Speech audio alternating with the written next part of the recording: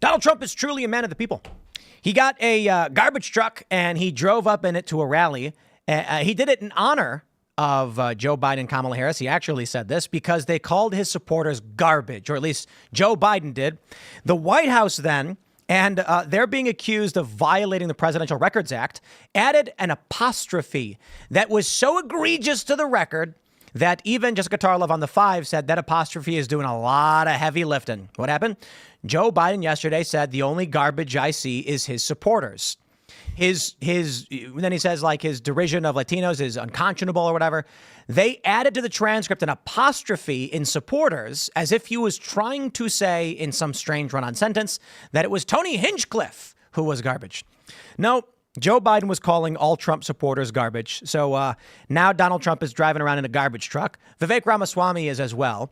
The media is desperately trying to cover this up. Kamala Harris claims they haven't lost a single voter over calling Trump's voters garbage. So sure, I guess. We'll talk about that. Then, of course, we've got a lot of the polling stuff to go through. And we have a couple of other really interesting stories. There was one interesting story where a conservative commentator walked off a show, The Hill's Rising, after being called a Nazi. And I commend this. More conservatives need to stand up and stop tolerating this psychotic psychobabble. We're going to talk about all that stuff, my friends. But before we do, head over to preservegold.com/Tim Ladies and gentlemen, we are in a presidential election. It's right around the corner. And it's impossible to predict what will happen.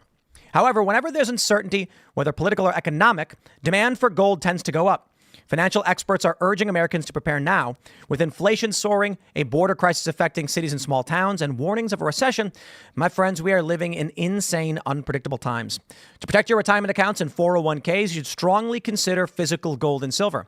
Right now, Preserve Gold has an exclusive offer for my viewers where you can get up to $15,000 in free gold and silver with a qualified purchase, as well as a free guide. Text TIM to 50505 to learn more, or visit preservegold.com/TimPool. Preserve Gold has hundreds of 5-star reviews and millions of dollars in trusted transactions with happy clients. Shout out to Preserve Gold. Thank you for sponsoring the show. Of course, head over to timcast.com. Click join us. Why? Maybe you're trying to make friends. You want to meet people who understand what's happening in the world and share your ideas. Well, we got a Discord server where you can hang out. So go to timcast.com, click join us, become a member, and you will also get access to our uncensored members only show coming up tonight at 10 p.m. Monday through Thursday, we do this. Not so family friendly, but always fun and funny. And you guys get to call in. So smash that like button, subscribe to this channel. Leave us a good review if you're listening on Apple Podcasts or wherever you do. Give us 5 stars. Joining us tonight to talk about this and so much more is a man of great emotional intelligence, Ryan Long. Fellas, how we doing? Boys. Boys. New special out, youtube.com/Ryan Long Comedy. Who are you? What do you do? Ryan Long, comedian, on tour, on the road. Tell my dates. I'm actually going to be in Nashville same time as you guys. Oh, sweet. I'm there on the 6th at Zanies, then Nashville, Chicago, Las Vegas. Yeah, I'm there for a day. So after the show, I can come do whatever you guys are doing. When do you get to Nashville? I'm there. I'm flying in the 6th and I'm leaving the 7th. Oh, okay. All right. Well, then we'll see you on the 6th. Yeah, exactly. That everyone expects there to be a second election day, not for voting, but... What do you think? We've been talking about this. We were planning our shows, and we're just like, this could be a 2-week debacle, right? Oh, it's going to be... Or it could be a 8-month debacle. So maybe you'll be there just to sit there and speculate with the rest of us, but it should be fun. So, yeah, man, thanks for joining us. Yeah, thanks for having me. Yeah. Seamus is here. I'm back. Also, do the emotional intelligence video. I think we played it on air a while back. We did. You're referencing our video. Yeah. We were talking about emotion too. That crushed me. I was dying. So good. about women being more emotionally intelligent. It's true. It's true. They are. Yeah. I'm Seamus Coughlin. I create cartoons. You know what another one's good is if you look on the internet when they have strong women content, all it means is they're rude. It's hilarious. Well, you'll see sometimes It's it'll be so like, real. You know, sorry to interrupt. No, you're back, good, but you're good. there would be a thing where there was a girl and she was like, "It's a strong woman content," and she basically was saying that she went on a date with or she had a boyfriend and she went to his parents' house and they started talking about politics and religion and she told them to like F off. It's like you're just not a kind person. And then storms off and she was posting like, "Can you believe this?" And I was like, "Dude, if I was ever dating a girl, went to her parents' house, they told me their religion, I told them to F off. That would be the quietest ride home in the history of of time. Dude, it's totally wild. No. And then there's another kind where they well, come on. All right. You definitely wouldn't have people on the internet being like, "You're a king." And that was Seamus. Yeah, hold on. Freedom Tunes. I make cartoons on a channel called Freedom Tunes, and we just released a video yesterday about what Trump says when an anonymous source is around, and how he treats anonymous sources. I think you guys will like it. People are really enjoying it. And we're releasing a cartoon tomorrow about Doug, about Kamala's husband Doug, and some of the allegations that have been made against him. So that one should be fun.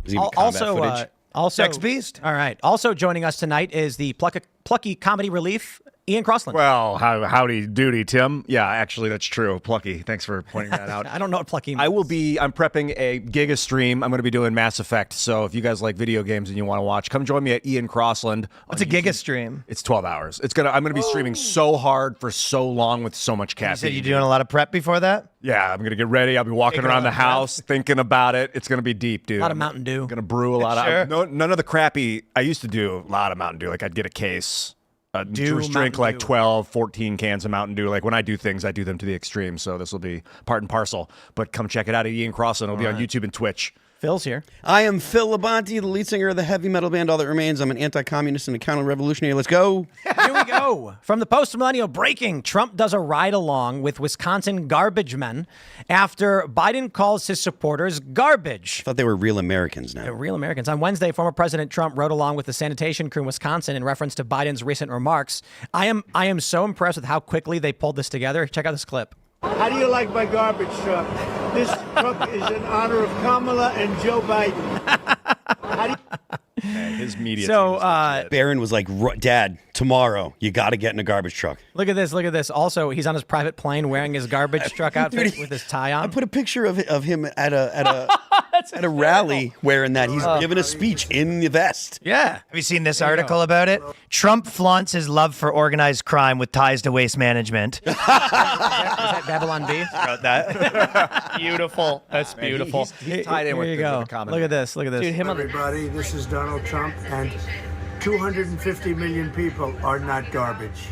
He's just like, I locked in the Amazing. sanitation worker boat. The hands, 250 million people. The hands go out. It's great. So Vivek Ramaswamy did the same thing. Who did it first, him or Trump? I don't know. Yeah, steal his look. All right. Let's do it, man. Well, Vivek actually Tell me, what are we doing did here? the work. That's so legit. Okay. Good for them. Right up to He's here. like he's a half billionaire. He's worth $500 million. These garbage men make more money than you think. That's $100K a year job. Those guys are doing okay. All right, sweet. Lift open, and then what are we doing? Okay.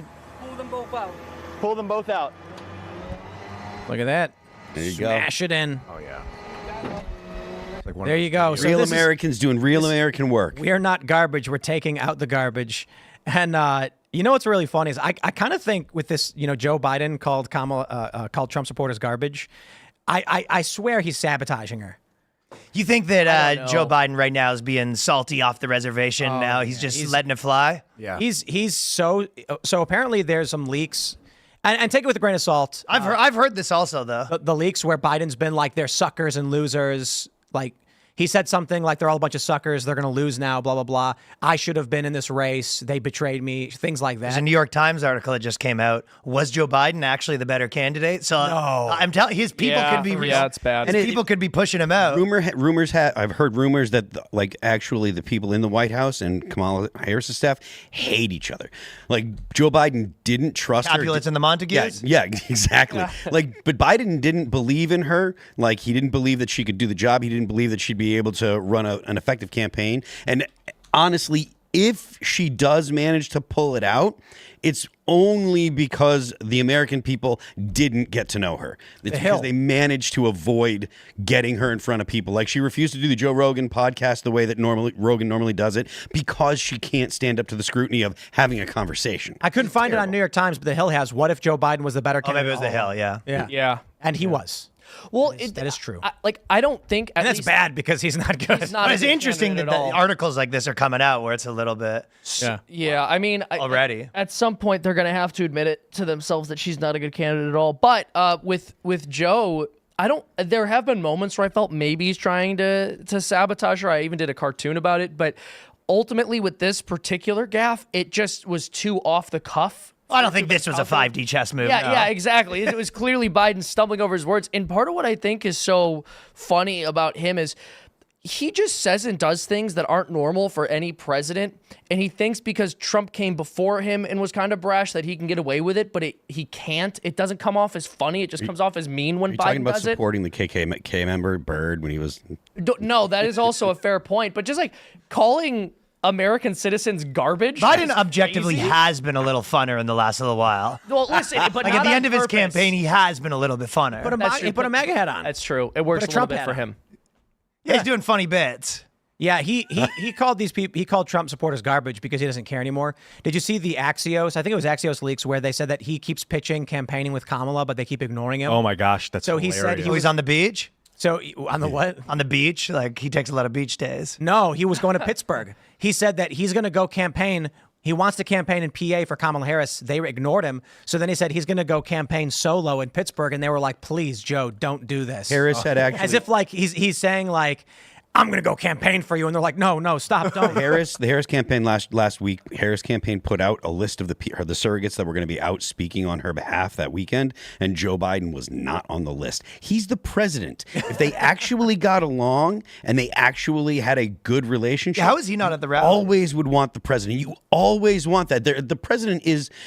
Up until Joe Biden, in this particular case, the president has been the most powerful person in the world. They bring the bully puppet that only the president has. They're just like, listen, Joe, you can do 30 seconds between Eminem and, They won't even and right. Obama. They won't even talk about him, and I, they won't even let him go out and address her crowds, which is it speaks volumes about. Well, I guess your part of it is they're like trying to separate her from him, right? Yeah. So it doesn't help for him to be there. I also think part of it is that they know that he's going to stumble around and gaffe and look really bad if he does anything publicly. I think they're just afraid of letting him be. But doesn't that give her more credibility? Doesn't it make it? It's a good idea 'cause that then she it- took his place. Well, no, because then it's like, why hasn't she invoked the 25th Amendment, and why that- has she lied to us about I his feel like mental that. state? I mean, maybe, but I feel like that question's always present, whether or not he's on stage gaffing or not. I feel like everybody on the conservative side has asked that question. Everyone on the conservative side makes the point. Look, she should have. It's not an option for the vice president. It is their obligation to invoke the 25th Amendment if the president can't. But she knew that the only way that she could become the candidate was to not invoke the 25th Amendment and do it after so that way they had a short amount of time so they could install her as opposed to having an actual nomination. I get what you're saying. I think it's a bad look for her. I think her campaign's embarrassed by him. Oh yeah, he's. I don't even know if it's bad blood or if it's just them being really mad. Well, this is them desperately trying to. So here's why I say sabotage. Do you think she should have done the Rogan podcast?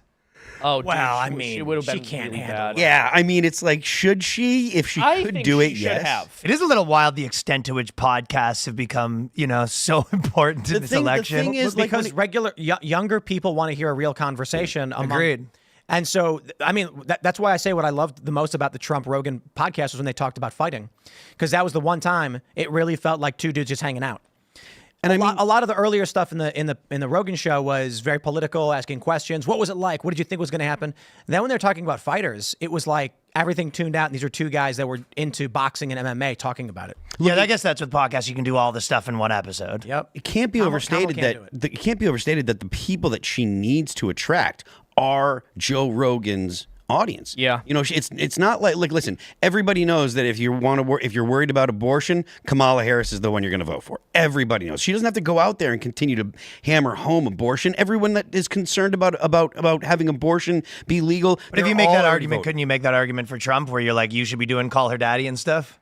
I mean, maybe. But I think you could. Maybe. I don't- Probably not as much of an option. yeah, well, also No. call your- Hold on. it's not as He big a did go to the podcast. the National Association He of has, Black you're Journalists. right. He has done that stuff. He does go. And it was amazing. It was great. Do you remember that? Yeah, I do. When he was just like snapping back at him, like how rude. He's gone into the Dragon's Den a lot more. Yeah. multiple times. He goes. But when he was at the National I mean, Association his own of Black debates are a bit of a Journalists, Dragon's Den.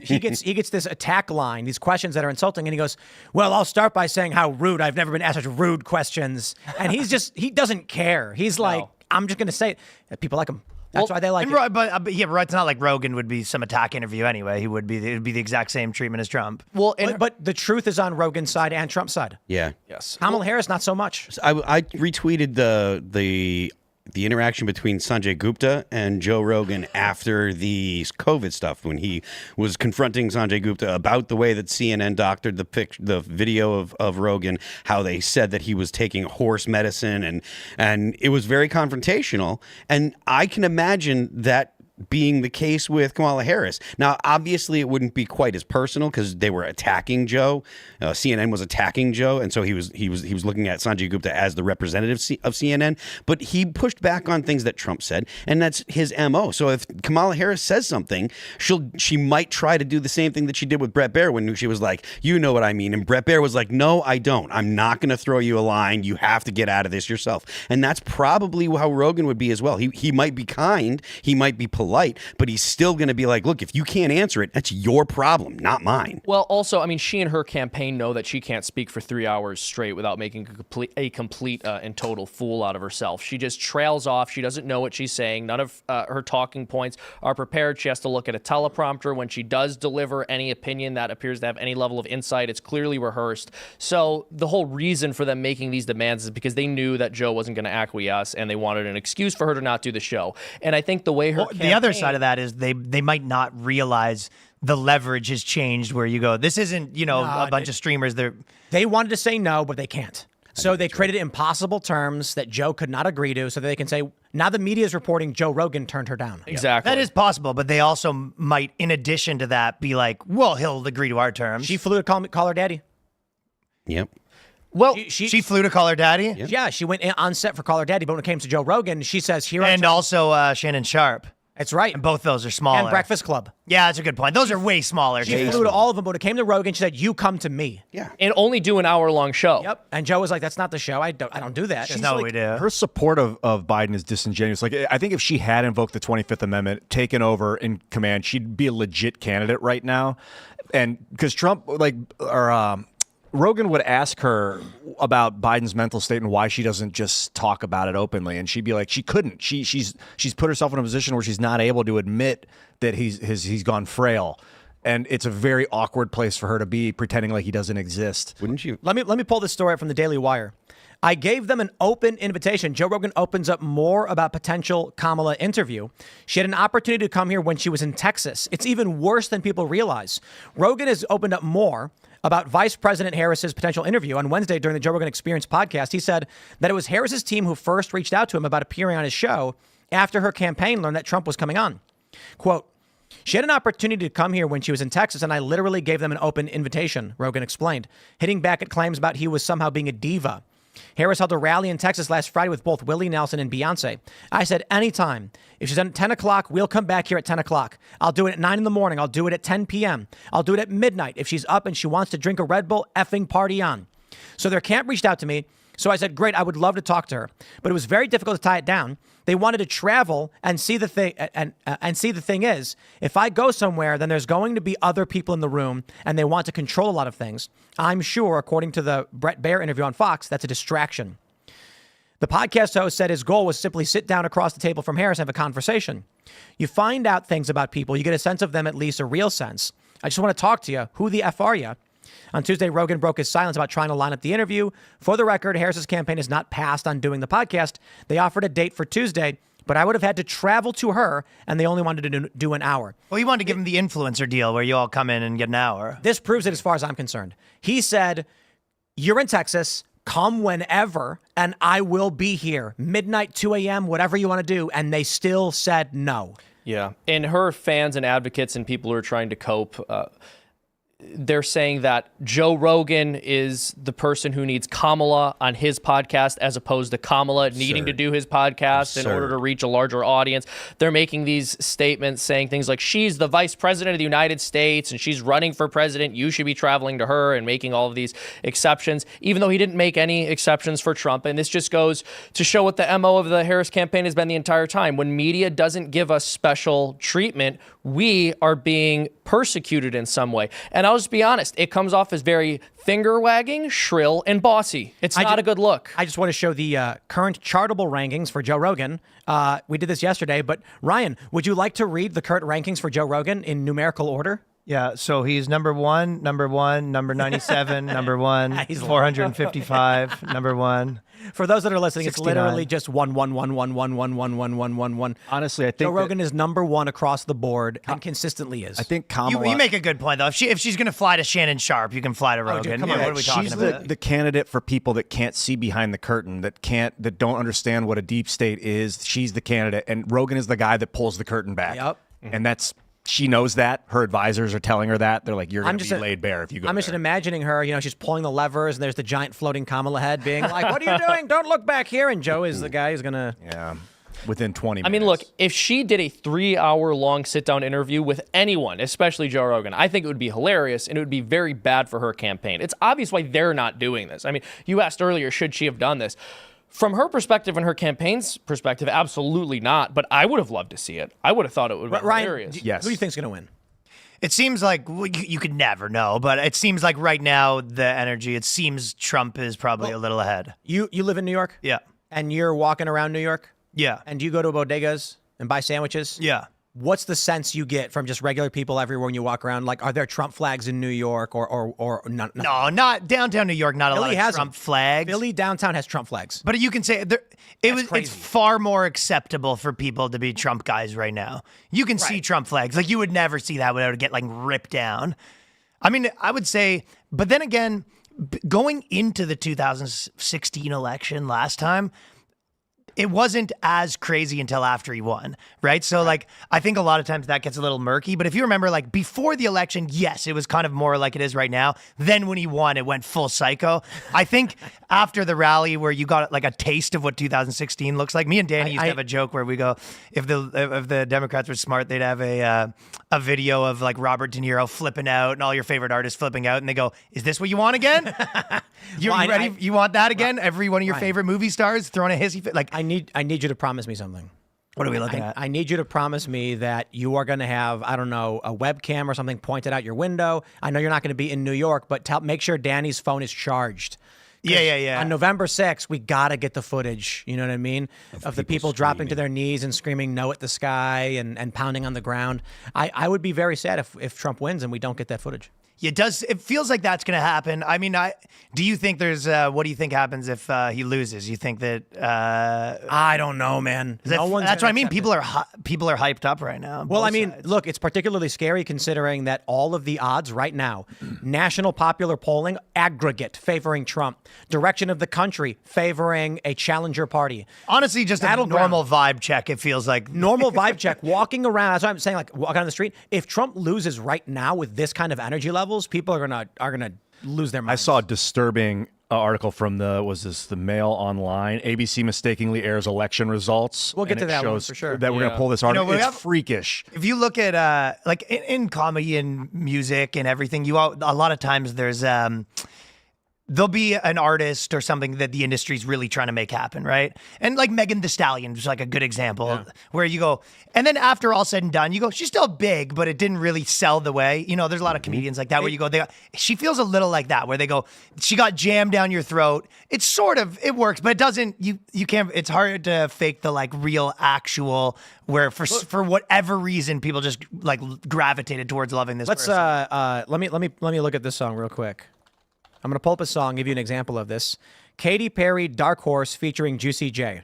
Which of those two people is more famous? No question. Katy Perry. Katy Perry. They put Juicy J in there because they're trying to launch a new artist. But trying to make him happen. Yeah, and I'm pretty sure Juicy J does fairly well, but he's not Katy Perry. Too tapped into what Juicy J's up to. First I've heard of Juicy. You've never heard of him before? Isn't Juicy J from 3-6 Mafia? I'm pretty sure he's like well known. He's just not Katy Perry, right? So they try and they consistently would try to launch new artists off of the back of a popular big song with a big artist. And every now and then it sticks, you know? right, Like Puff sometimes Daddy. yeah, you'll get someone big, and then Diddy goes on to have accusations about Weighing trafficking. women before they get into his parties. I hear there's scales. That's in the the new house. thing is that he's that real? Well, the man didn't have all bad ideas. So he puts it, this is what they said. He put a scale outside the party and the, prostitutes, I guess, like, or like OnlyFans hosts. He would have them come in and they'd have to step on the scale. And if they were over 140, he would go sit. I wonder if for it was grits. attached to an app. like an app that he had on his phone. Keeping tabs. Anyway, what were we talking about? Elections? Yeah. Oh, Kamala Talking Harris. about launching people. Right. So Joe Biden is like, if they took, I don't know, In Excess or something like, or Guns N' Roses, if they were big, and then you attach some lesser known artist that no one ever wanted to hear, no one ever bought product for, and then they said, this is the new lead singer. And they were pretty good at it before the internet, just being like, you don't even notice before you know it. You're like, that guy's huge. You're like, oh, wait, is he? Or they're just telling me he's huge. Well, Yeah, I that's mean, exactly We're what better it at feels it like. before, but I feel like it's harder She to got pull less off than right 1% of the popular vote in 2020. she was like nothing. the least successful candidate who ran in the Democratic primary. Yeah, whereas like him or love him, zero- obviously Trump's, has a love-hate thing where people connect with him. She got 0 delegates, and she had to quit before she went in. Before she did the California vote, because if she got no delegates out of California, her entire political career would be over. If you can't win your own state, if you're running for president and you can't win your own state, and when it comes to just the primaries, you're over. You will not get another shot. No one's going to give you any money. The donors will completely and totally blackball you. So she had to drop out in order to not make that have that bad mark on her record. If she hadn't, she would never been selected as It the was vice basically president. the Biden administration featuring Kamala Harris. Like, Right. So that's what it feels Biden like. what I'm That's saying. what the vibe feels And like. I want to clarify this too. Like Juicy J's a known guy. If you know, like you're right, 3-6 Mafia's been out for a long time. They attach him to Katy Perry, a mega pop star, because they want to raise his profile. He never reaches that level of Katy Perry, but they're trying to build brands, marketing, it's advertising. This is what they tried doing with Kamala Harris, thinking they could just attach this politician who's been in office in various. They thought, I guess it's like you're saying with the internet. They thought we could just take a Democrat, attach him to a party, and then people will get behind it. And they basically were like, let's just use her. like an We'll get a X bunch factor. of black people and women to vote for Biden. That's all they didn't even talk about her during the Biden administration. Like, he never acknowledged her. He never talked about her. They had her under the rug. They used her to get votes. And now they're trying to force her down the hallway, and like she's like, She clearly does not want to do this. It's like if you were to sit down with Joe Rogan, like I was mentioning, when Trump and Rogan talk fighting, you can tell these are two guys actually having a conversation. She has nothing to talk about unless her passion's in like, I really like keeping people in prison to use for slave labor to fight wildfires in Venn California. diagrams. Her passion is Venn diagrams too. that She loves true? talking about that. Yeah, she goes, I love Venn diagrams. There's like 5 clips of her out there gushing about Venn diagrams. And yellow school buses. That's another one. Yo, that clip where she says "shout your own name" is It's hysterical. Did you see that, Ryan? Yeah. She's like, "Oh, I want you to shout your own name," and everyone's like, "What?" Incredible Michael Scott energy right there. Hey, comedy's hard. I'm not going to judge her too hard on that. Trump's good at the rally. He's definitely got her destroyed in the rally department. It's not Well, I guess the sad thing is she wasn't trying to be funny. That's what's really sad about it. Yeah. Trump is funny. Have you been to a Trump rally before? No. It's stand up. And I've seen them though. I've been saying this since 2015. Weaving. He's weaving. There was one rally where he's standing there and he's like, the lights, they're making me orange. It's the lights. It's not my fault. And everyone's laughing. I got invited to the White House. It was a social media summit. And I'm like, this is going to be very important. We're going to talk to the president about social media issues. And he did stand up for an hour. He knows it too. He knows that he's like an anomaly, that you've never had an entertainer. It was a He loves it, eh? Once he's president, he's going to hate the fact that he can't do his rallies anymore. But dude, it's Loves the legit rallies. stand up. He's standing up there and he's like, there's this guy, and he'll like name a guy and be like, smells bad, that guy. But anyway, I don't want to. You don't say that. You can't. Everyone's laughing. Sure. It's slightly not stand up, but you can recognize it. He's just doing comedy. That's why at a recent rally he said to all the people in the stands, this is coming to a close. It's going to be the end, and I just want to say I love all of you. And what I got from that is he's saying it's coming to an end. He loves the campaign. Well, it's his favorite thing, He probably. doesn't. I don't think he cares about emotionally. I don't think he's excited to be a president. He's excited to be before all the people cheering for him. He loves it. I think that's probably true. I mean, he's an entertainer. This is a point that Dave Smith makes. I'll quote him here. But he's talking about just how brilliant Trump has been at building brands and how he's become a billionaire in many ways just off of his public persona and his image. And the point Dave Smith makes is, Donald Trump is the most famous real estate developer you know.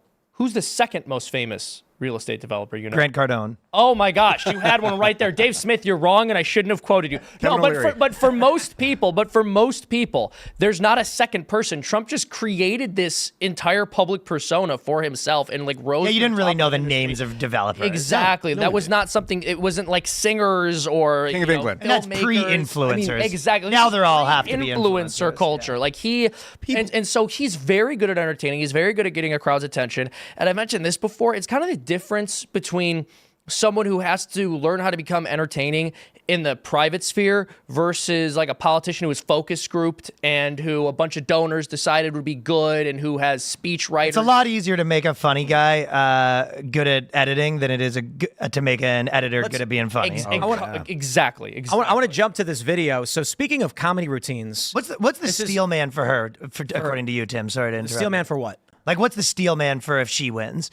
Is it that people went in, there's a lot of bubbling hate against Trump underneath? Like, if she wins, what does that look like? Or is it you just think it's not even on the Democrat shadow table? campaign. If Kamala wins, so back in 2020, there were a few factors that I considered. I did not predict the procedural efforts Democrats were taking, so I got that wrong. I was correct when I said Trump's support was increasing, and I don't see how he could lose. I was wrong about that. This is the first time, I believe it's the first time in U.S. history where a sitting president got more votes and still lost. Usually when presidents lose their second term, it's because they got less votes. Yeah, they didn't. Okay. Trump improved. He lost he won all the bellwethers, but still lost. So before the election, there were a few factors. One, people kept saying the enthusiasm for Trump is through the roof, but the enthusiasm for Biden is non-existent. What they didn't factor in, I told Bannon this twice, the enthusiasm against Trump in the polls was higher than enthusiasm for Trump. Yes. But Gallup tracked, going back to 1948, since 1952, they have inadvertently predicted who will win. They don't predict it. They just say, they poll the American people, what do you think is the most important issue right now? And which party do you think is better on solving that problem? Since 1952, the party that was favored for the issue won. This time around, Gallup did the same poll. The economy and immigration. They've been right since 1952. What a record. But they're not predicting anything. All they're doing is they're saying, which party, what is the biggest issue? And they'll say, like, war, like during Vietnam. Which party do you think will do a better job at putting the war? And then they're like, this party. Then, later on, you look back and you're like, oh, yeah, that party ended up winning. Accurate since 1952. This time around, economy and immigration, the number one issues. And the polls say Republicans are better. You've also got other data, which we'll get to in a bit. Right now, the aggregate polling on the direction of the country is at 28%. CNN reported there has never been an election in this country where an aggregate poll showed the direction of the country at 28 or less and the incumbent party won. Never happened. If with all of these factors, Kamala Harris somehow wins, you got me, man. Well, my answer is if she wins, it's because of Brett Summer. I do want to jump to this because we were talking about comedy routines, and we've got this new video that I don't know if it's from the Harris. I think it's from like a PAC or whatever. Right. But it's like a lot of these PACs that make the videos. You'd be like, can we pay you to stop doing that? Yeah. This commercial is hilarious in that I thought it was Babylon Bee at first when someone mentioned it, and I was like, there's no way they actually made this. I'm going to play this for you now. Listen to this. I don't know if there's a lot of narration, so we'll have to explain some of it, but it's 30 seconds long. Let's roll. Your turn, honey. In the one place in America where women still have a right to choose, you can vote any way you want. And no one will ever know. So she votes for Harris. Did you make the right choice? Sure did, honey. Remember, What an happens idiot. in the booth stays in the booth. Vote Harris Walls. Yo, what's so funny about this is it's like the most condescending, disrespectful thing I've ever seen for women. Like, you're only voting that way because your husband told you to. Why not don't? Well, obviously the thing that has to be made is the other way. Like Trump needs to do one where it's like a bro coming in with his future is female shirt. He's got the Hillary pin. And he's like, I was thinking the exact same thing. That's hilarious. No Trump on our house, right, honey? And then he goes, votes Trump, and then he goes Trump, and then he writes in Trump for every other. Do you want to have sex to celebrate? And then he writes underneath, "Please, for the love of God, save me." Save me, Trump, please. Yeah, it's also hilarious too that like their whole line has been Trump is causing too much division, and they're like, "Hey, ladies, your husband sucks. He's awful. Don't tell him the truth. Don't tell him who you're voting for. Lie to him. But jokes aside, all that stuff, it more felt in the direction of what you're saying when I saw that this shit feels like a Hail Mary where like, if you lie to your husband, maybe you could do that. Like that, it felt like a little where you don't, if you brought if to you you by think you're- Bad Wives for Harris. I went and voted today. I voted today. I voted for Trump. Jill Stein. And no, none of that. And I went with Allison, and we were waiting in line. It was only like 15 minutes, and it was great. And as we were getting close to the entrance, waiting in line, I told her about this ad, and I explained, like, the woman goes to the polling booth, and she looks across another woman, and they, like, smile at each other. And then, you know, the husband's got, like, the American flag hat on, and then she looks around, and she checks off Kamala Harris. And then the husband's like, did you make the right choice? And she's like, sure did. And Allison starts laughing. She's like, that's ridiculous. And I said, I know. Could you imagine what that husband would do to her if he finds out that she went in there? Yeah. And then she started laughing. That's the second half of the ad. I thought it was private. Dude, you mentioned Jill Stein. There should literally be a bit where the person goes in to vote for Jill Stein, but it's the same exact motif, but it's like you don't want anyone to know if you do that. Like, no one in the world has to know that you voted for Jill Stein. Like, that could just be your secret. There's like a Trump voter and a Kamala voter, and they're like, "Which one did you vote for?" And they're like, and there's just sweat pouring out, like the like that. They look at each other. What was the Key and Peele. Yeah, Key and Peele. The sweat's just pouring profusely. Like they both vote for Jill Stein while locking eyes with each other. But yeah, to me, that doesn't feel like ad you make when you feel confident. That's your like. That's a pretty Hail Mary to be like, ladies, like you could lie to your husband. But it's like, not just that. It's like, ladies, have you considered that you have no agency and you're only voting Republican because your husband told you to? Yeah. They got that. The husband's like growls at her. Democrats are. He's like, Democrats are real good at being condescending, though. Well, the guy version is yes, and the guy version is like, listen, boys, we know you're voting Democrat for pussy. Like, she's not gonna know. Like that's what they're saying. You know what I mean? You got to make that, dude. Boys, she's in the booth. You can't tell what happens in the booth stays in the booth, fellas. Oh. Yeah, but they actually just sad browbeaten guys. No, they're voting. He tosses him a beer. He's like, when that's honey, and then he winks at the camera. Listen. When Alice and I went to vote, we're both next to each other, and they have a bunch of different. Did you peep? Well, no. So we're standing next to each other, but there's polling stations all over the place in different areas. And people will get up randomly, and then they sit you down at whatever one pops open. It just so happened that they sit Allison down, and then the guy stands right up, and they walk me, so I'm sitting literally right next to her. And, you know, I could look if I wanted to. You could take a peep if you want. Yeah, I saw a libertarian in there somewhere. No, I don't know. No, but I didn't. I was like, I don't care. You know, people are going to vote for who they want to, but I trust Allison is going to vote for the right person, and that is Donald Trump. Yeah, it's such a wild thing. I mean, but that's their entire line of reasoning, right? Like, anytime a woman is a Republican, it's because she's coerced in some way. Right. Also, I like the implication that women didn't know that their vote is secret. The ad has to reveal that, too. Like, my husband will know if I vote. But the commercial may have gone like, hey, dumbass, did you know that no one knows you're voting? We think you're stupid. Maybe you need to be told this. It's pretty rough. Yeah, it's a tough one. That's what I'm saying. If I was part of the Kamala Harris campaign, I'd be like, someone call those guys and be like, stop making videos. Like the white dudes for Harris. There's this town called Harrison, Arkansas, and they made all these videos how it's the most racist town in America. And so there's like a ton of documentaries. And if you watch the videos, it's like one guy in the town that's in the KKK and the rest of the town that's like, please stop making documentaries about our town, right? That's always to me, that's what they need, the guy to be like, please stop. They should keep making them because they're funny. Sure. Like, I'm having a good time, you know what I mean?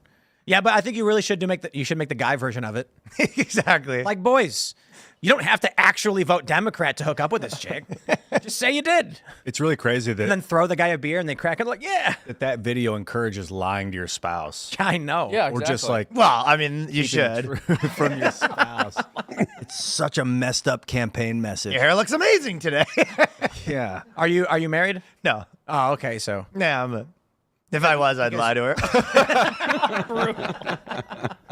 I guess discretion and lying Seamus are two is different sweating. things. You don't have to tell them the truth. As long as you're not telling them a lie, you're not necessarily. You shouldn't lie to your wife. You shouldn't lie to your husband. You just don't have to say everything all the time. That's fair. That's fair. I actually find your twin sister ugly and you hot. Sure. But no, it's also such a weird thing that, like, look, this also could just be because politics is so important to me. But in reality, with how polarized we are and how massively different you have to be in worldview to support either party, it seems bizarre that you would marry someone without knowing their politics or being on the same page. Look like, at the how are you going to Conways. raise your kids? Look at the Conways. They probably got married before. Yeah, that things didn't got work so crazy great. politically. yeah, but how does that happen? Well, I don't know if you watched 2016 to now. It's like, there was a whole era where they go, everyone needs to have an opinion on this. And there's probably couples that have like talked about politics twice in 10 years they've been together. Insane to me. Well, you run a show about politics. Some people. Yeah, but like Alice and I talk about a lot more than just politics. In fact, we don't talk about politics all that often. Yeah. But like it comes up. In When fact, I was growing up, though, like I would say that, like politics, probably where I grew up, at least, was probably the equivalent of you could be like, oh, this person likes metal and this person likes this, and it's not like a big deal. Yeah, that's how it was for me too. It came down to like the end, and you'd be like, "So who are you gonna vote for anyway?" And they'd be like, "Oh, that guy." And you'd be like, "Huh, I'm voting for the other one." Yeah, it's not like, oh, if that guy, the people who like metal are murderers. That's because but a lot of that is because up until about 2010 or so, politics weren't so like it wasn't so polarized. interwoven into everything, and it wasn't so also polarized. I mean, like everyone in the U.S. kind of thought the U.S. was generally good, right? For the most part, you could reliably say, if I go and talk to someone, they're probably going to think that the United States is an overall good place. Maybe they'll say we have some problems or whatever. Nowadays, the left and the right have vastly different views on the United States itself. They have vastly different views on the way our government operates. And they, more importantly, have vastly different views on the intentions of their opponents now. Yeah, that's true too. But I mean that right there is a big part of the problem when we've got two groups that have such completely and totally different views on how the country, like the left thinks the country, or at least the progressives think the United States is irreversibly racist and it should be torn down totally. Like, that's what the progressives think. They think that this country is built on racism, that everybody in America is to some degree racist, that America is a net negative for the world. And if that's your worldview, and you're talking to someone else that says, generally, I think the United States has been a force for good in the world historically. We are one of the least racist societies in all of human history, which is undeniably true. And if you have those opinions, and you're talking to someone that says, no, the U.S. is full of racists, it's built on slavery, the 1619 Project is actually how the start of the country started. Those two views are so diametrically opposed and so totally different. It's no wonder that Americans are finding it harder and harder to find common ground. Yeah. You know? That weird ass America's horrible mindset is like, I mean, it really caught fire during the wars in the Middle East. I fell into it in 2008, 9, 10. I was like, screw the military, screw America. But like, it's like the internet's allowing people to amplify that ridiculous And the internet's message. allowing them, it makes people have those opinions later in life. Like that used to be more, that's like 20-year-old stuff. Whereas now, and then you're 40, you don't think about it as much anymore. It's with a lot of people. I think there's a lot of people that are like 30 to 50 that have a lot of opinions on that stuff that probably 15 years ago would be more thinking about their family and whatever. I think the internet creates, for the average person, I refer to the left as like a cult, but it creates many cults and obsessions. It creates an entertainment obsession cycle where people will latch on to one thing, and Donald Trump happens to be that largely for most people. Did you see the video of the woman going on the lawn and punching the Trump sign? Mm-hmm. It's like a purple flamingo, and she's just screaming and kicking and punching it. And I'm like, that's not a lady who has a disagreement with Trump. That's a person who's got a psychotic obsessive disorder, and she's trapped in it because the internet keeps blasting her in the face with it. Yeah, found her community there. There's no escape. But not even. She goes on YouTube, and YouTube keeps just putting it all in her face every single algorithm, day. you mean? Yep. Yeah. And she can't escape it. There's no escape in there. The escape's out here in the real world. The escape's on the horizon. But then she goes outside and she sees the Trump sign, and she's like, it's everywhere. And then she just goes and just starts punching a sign and bashing it with a rock. I was driving over here and I got a good look at the sunset and I was like, whoa, I just felt my brain. You knew that was coming? My brain was just resettled. It renormalized. It was like for 4 seconds. I was like, whoa. Ian, the sun staring. But sun gazing. Good for your eyes. Excellent for your eyes, I hear. Yeah, if you do it right. That's not medical advice for the audience. Not. It's an ancient Hindu practice, where people would gaze at the sun during the sunset, and then they'd get all this energy and they'd feel better. And it helped me repair my eyes. And the glasses stock would go through the roof. Yeah, exactly. Yeah, big glasses loves monitors. Monitors are frying our A brilliant eyeballs. blind yogi suggested it long ago. But it was well after the sun had set. It was just the colors, the different. It was wild. Now it's not the sun. Now it's sunset gazing. But it's the horizon, really. Andrew Huberman talks a lot. He's a neuroscientist about how staring at the horizon for 15 minutes a day is extremely good for your neurology. So I think literally that's the escape from the psychosis. Let's jump to the story from the Daily Wire. Progressive commentator throws water on Democrat attempts to brand Trump a fascist. Anna Kasparian is probably voting for Donald Trump.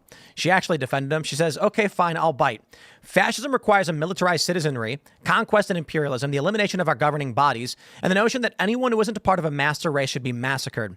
She noticed that was a weird thing to label a guy who brags about not starting any new wars. He also passed criminal justice reform and personally pardoned black inmates who were serving life sentences for drug crimes who Obama was unwilling to pardon. But I'm the effing stupid one. Okay. Anna Kasparian defending Donald Trump a week out from the election was not on my bingo card. I thought this was actually throwing water. I was like, and when did they throw the water? She's gonna vote for Trump, but outside of that, I kind of feel like if you're asking for the temperature check on whether Trump wins, it's Anna Kasparian of the Young Turks defending Donald Trump. Yeah, I mean, to be fair, she's been getting clearer and clearer on a lot of issues recently. She's been more willing to, push back against Cenk when he says things that are pretty far to the left. And even, all right, to be fair, actually, even Cenk has gotten, even though I very much disagree with him, and we don't want to fall into this right-wing habit of worshiping any leftist who hates our way of life when they say one thing we agree with, Cenk has actually been saying some things about Trump and the way that Trump has been talked about, which have shocked me as well. I think Cenk was for a period, and it's still probably true, he was saying whatever he needed to say for his audience. And the issue is that the left has gone crazy. Honest people called it out immediately. And the grifters feigned disinterest and said, oh, me, oh, my, I don't know.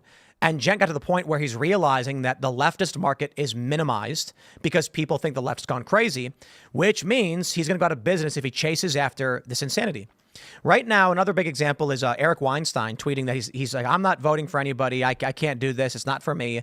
And Mike Cernovich called him a moral coward because he's like, you pony up to the Trump side of things, but you refuse to take a stance because you're scared of the social consequences because of people like Sam Harris. There are still a lot of people. He thinks Eric Weinstein is? Yeah. I don't know if he is. Eric Weinstein's refusing to vote for Trump. I'll tell you this. He might not like him. I do not understand how anyone could say, I agree the open border is a problem. I agree we should bring back our jobs. I agree gender ideology is crazy. I agree woke has gone too far. I agree cancel culture is crazy. I agree DEI and government institutions and our corporations is bad. I'm not going to vote for Trump. I'm like, that's completely illogical and an emotional decision that makes literally no sense. The math, the logical equation off of everything we see right now in reasonable culture in this world, disaffected liberals, post-liberals, conservatives, and libertarians aligned. See, Dave Smith, what did he say? He said, I'm voting for Trump. I'm like, yes, because Dave Smith is an honest guy. And he has real grievances and real criticisms. And then he said, I saw Kamala Harris campaigning with Liz Cheney. And I'm like, she deserves to lose. I'm voting for Trump. And I'm like, yes, any sane and reasonable, honest person will come to that conclusion. I think sometimes people on a personal level are just like, I don't want to do that again. I agree with I believe Michael Malice. I trust him. He says, I'm not voting. I don't care. I don't believe in this system. I won't do it. And that is bigger than whether he cares or doesn't care about Donald Trump or Kamala Harris. But for someone like Eric Weinstein, I don't believe he's being honest when he's like, oh, I just can't vote for the guy. It's like, then stop complaining about the things he's going to fix. Right? So let me put it this way. Michael Malice says, I will not participate in this system no matter what. I say, okay, I get it. He can defend Trump. He can defend the right. He can defend his ideas, but he rejects the system outright. You're never going to get him over that hurdle. Eric Weinstein says, I want a champion and a candidate. Here are all the things I don't like. I'm not going to vote for Donald Trump. No disrespect to Eric Weinstein. I'm just saying I don't believe it. All of these people that are claiming this, I don't believe it. When Anna Kasparian comes out and defends Donald Trump, I believe she's actually looking at the facts and she's realizing like, you can't defend whatever this stuff is. Cenk Uygur, however, I think is just going wherever the wind blows. I think they're always having that same argument that you're having over. I think the left-wing people are all having that, where they're just like, they're bad on Palestine. They're just like, well, you can vote. And then they're like, well, isn't this going to be better? And they're having kind of the same argument about that. Well, if you think this is bad, then why are you not going to vote for it? But but Trump and both Trump and Kamala are going to be pro-Israel. Well, that's not how they see it, right? So they're having that same argument that you're having about Eric Weinstein on the left. No, I think the left very much agrees. Kamala Harris and Joe Biden are, what do they call Genocide Joe? They believe that whether it's Kamala or Trump, you are getting a pro-Israel administration. Right, which is why they're saying that they don't want to vote for her. Which is why the ballots that got burned in Portland and Washington had an incendiary device that was marked Free Gaza on it. Interesting. Now, we don't know exactly who did it. Still, a black vehicle pulled up to ballot boxes, more than one, and threw incendiary devices inside, destroying hundreds of ballots, and the devices said Free Gaza. What a move. It may be because the leftists are like, there's no administration for me. Yeah, that's what it feels like, yeah. Yeah, you see a lot of that, primarily on the Palestine issue, which is also interesting, though, because historically, the left has been ironically farsighted with their voting patterns. They've said, this guy's a little bit more like us, so we're going to keep voting for him, and then the country has shifted massively to the left. And then, for whatever reason, this is the issue where they've decided they just can't vote for somebody unless they're totally with them on the issue. I'm curious why. I want to say something right now. I've been saying it nonstop. I'm going to keep saying it because this is the most important week of our lives to date. You must vote because your vote will be the deciding vote in this election. That is not an exaggeration. In Lauren Boebert's district in the midterm, it came down to about 500 votes. It was razor thin. And there was potentially going to be a recount until the Democrats said, you know what, never mind, I don't want to do it. It is very likely there are going to be insane legal challenges with razor thin margins, and heaven forbid you wake up thinking, what's the point? I'm in a blue state anyway, or I'm in a red state anyway. And then Trump loses this district by a handful of votes, by a couple hundred. It is your vote that will be the deciding vote, especially if you are in a blue state. Deep blue California, vote. Trump wins the popular vote if you do. You're in deep red, vote. I'm in West Virginia. I went and voted today. I voted for Trump. That way, I know West Virginia is voting for Trump. Do I even need? Of course, because Trump needs the popular vote. But in many of these districts, in PA and these swing states, every single vote has the potential to be the deciding vote in this election. So make sure you are getting out the vote. You are getting your friends to vote. You are telling your friends to go vote, whatever you have to do, and then you go vote. Just Amen. 1 week. 1 week, man. Yeah. Polls don't vote. People do.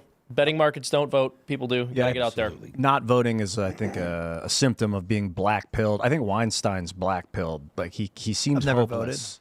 You've never voted? Oh, but you're Canadian. I voted. I can't vote in America, but I Yeah. voted in Canada I either. voted in 08, and I voted in 16, I think. I voted for Jill Stein. That was like, screw these guys. I'm voting for Jill Stein kind of vote. Yeah, the woo-woo crackpot, burn the country down candidate. Yeah, like I had no care for the two angry people. I was like, let's do somebody that wants to heal the earth. That's all I care about. I don't think that's communist. her. Well, she represented the Green Party, which was supposed to be Dude, the one yeah. that cared about the environment. I was so they did. checked out during that. It was ridiculous the way Watermelon Bernie Party. Sanders got the boot. I wanted to vote for Bernie.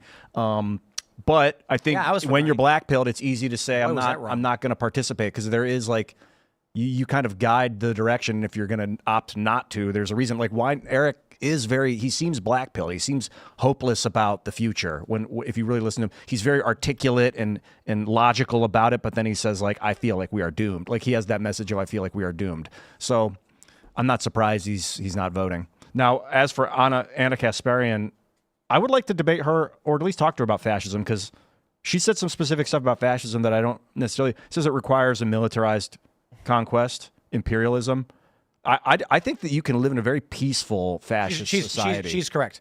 I don't think so. She is correct. She assumes master race is going to massacre people. The one thing she may be wrong about is I don't believe fascism. I could be wrong, but I don't think fascism was about master race. That was Nazism. Yes. That was a tenet of Nazism. Which is a form of fascism. Fascism and Nazism were similar in a lot of ways, largely that they were militarized, traditionalist, authoritarian systems. Like the military-industrial complex is a form of fascism. They don't usually talk about removing power from government, that's for sure. Yeah. Yeah, you want the corporations colluding with the government to have military control, basically, is fascism. But it can be very peaceful. Like, you don't know you're in a fascist society when you're getting fed. It doesn't feel like it until things really start to step out of line. Like Trump's kind of speaking. He talks about moving away from fascism. Well, at least he talks about getting rid of the deep state, which would be a way of getting rid of the corporate government collusion. I don't know if he's actually is going to do it. I don't know if he can do it. Anyway, I digress. I don't know. I think Anna will vote for Trump. For sure. If what she's saying is true, she's already voted for him. It's simple. No, to be fair, all she said was not fascist, so No. it's possible. Anna's story, which I will say, I don't want to say the full details of what happened to her because we're trying to be family friendly. Yeah. But she was assaulted by a homeless man. It's true. In a very disgusting way. We'll put it that way. Earmuffs for the kids. And when she said, "Holy crap, this guy just violated me," the left said, "Stop harming homeless people." And she was like, "What?" And they were like, you are creating a negative view of homeless people by perpetuating these lies. You're a white woman, blah, blah, blah. And she was like, and that was a wake-up call for her. Even worse, she said that when she first told the story, people started calling her racist. Yep. And she never even mentioned the skin color. And she said that the guys ended up being white, or when she did finally say it, she said they were white. But people just immediately assumed because she was complaining about someone who assaulted her that she was racist and that the person was black. Yep.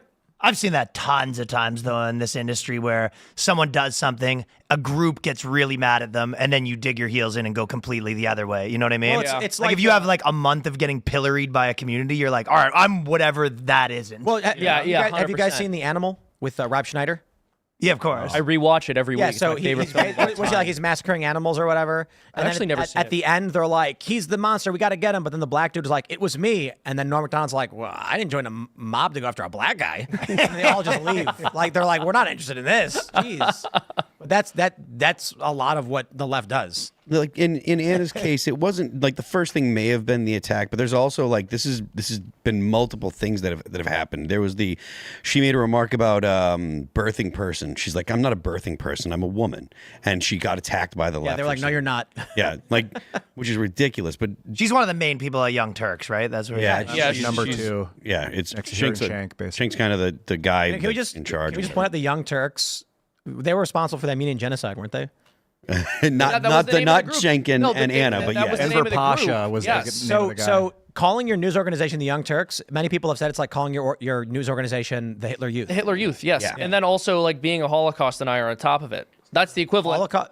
Well, it would be like because he was an Armenian right. genocide denier. He apologized and then he apologized. Okay, but can you imagine if there was a right-wing media outlet called the Hitler Youth and like, we apologize for the Holocaust denial thing. We don't believe that anymore. Dude, I was at Politicon several years ago. They don't do it anymore. But they were protesters they were Armenian protesters demanding that Cenk Uygur change the name. And they were like, call the it old Turks. They're like, call it something else. Call it whatever. Take a look in the mirror. They were like, keep it TYT to keep the branding, but make it mean something else. Just stop calling your organization the Young Turks. They committed a genocide. And Cenk is just like, nah. Did he ever talk about What about the Turkish delights? Yeah, something like that. I'm just throwing stuff out there if he's the listening. youthful. Because he was young and he was Turkish. I get it. No, Young Turks was so there's a slang term meaning like aggressive and abrasive youth, like punk. You know what I mean? But the term still comes from the Young Turks who committed the Armenian genocide. So Yeah, it was a political party in the early 1900s. Enver Pasha and like 2 other guys, I think. Look, if there is a group that has committed a genocide, you should not name your organization. Podcast after. Name your podcast something else. Unless you want to rebrand, because there's somebody out there named like John Hitler, and like, so what?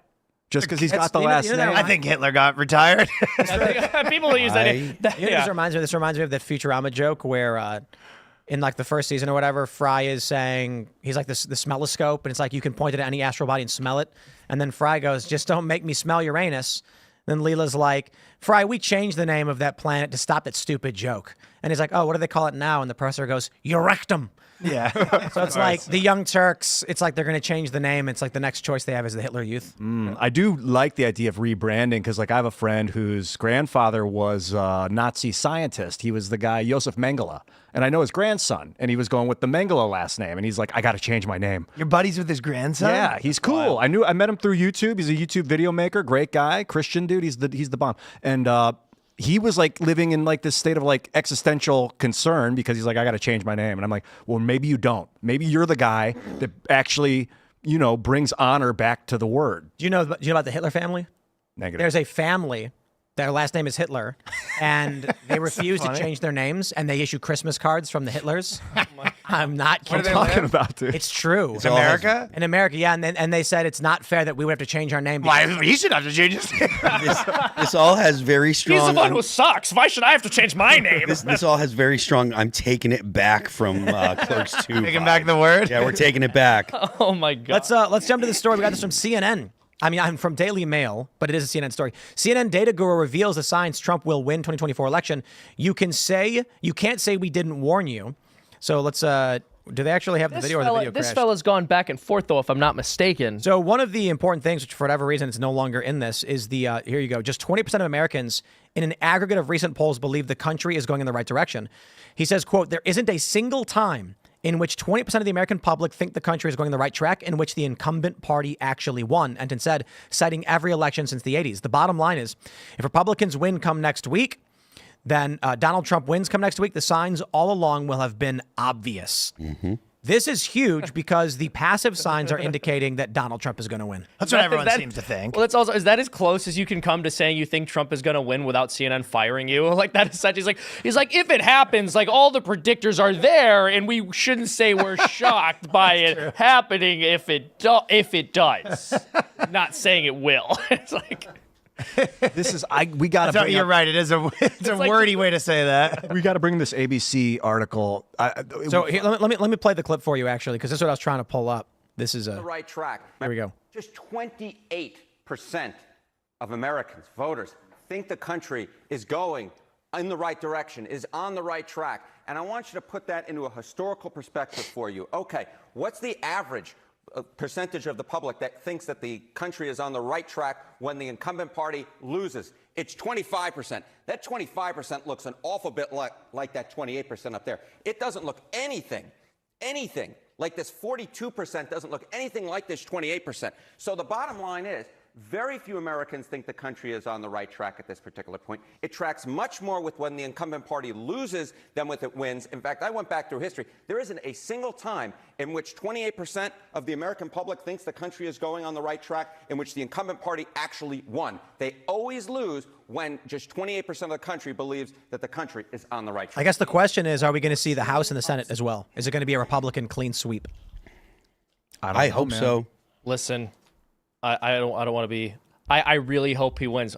I can't make a solid prediction yet. I really hope he does. I also feel the same way. Like it feels like he's going to, but I don't want to act like we have it in the bag, man. Everyone's got to get out and vote.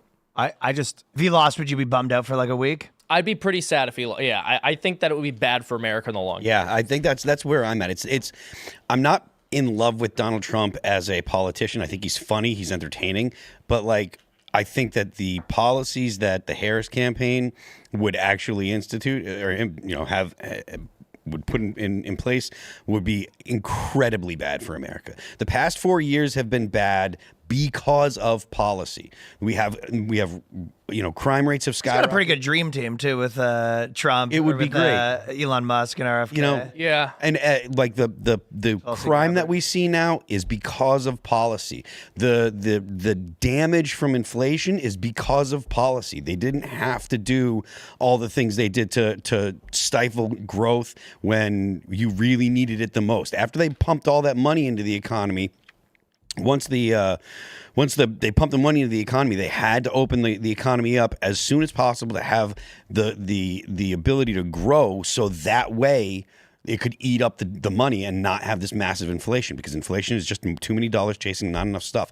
Yeah. So they should have they should have known that was going to happen because they did all that money printing, and they should have made sure that there were policies that were going to make the economy grow, and they didn't. They just let it go. They just said, no, we'll just go ahead and open things up and it'll be fine, instead of changing the tax policy and changing, because that kind of stuff actually matters. And that's just the top of it. The American people are sick and tired of the woke stuff. They're sick and tired of that stuff in government, and they're not going to pull back on that. I'll tell you some of the boots on the floor New York people that are, just like your average liberal at a comedy club will say that we don't want, like, the big thing that they're scared about is obviously there's a bit of the abortion stuff, but the other part of it will be like if Republicans have another judge, that'll be the end of the world. Banning drag. That's what they're afraid of. That one. Well, they're super I'm just saying worried. that's a No, big I'm talking giving you a hard point. time. Is they have another if they have another judge, they go that's going to be that forever. So they go that's why this one's.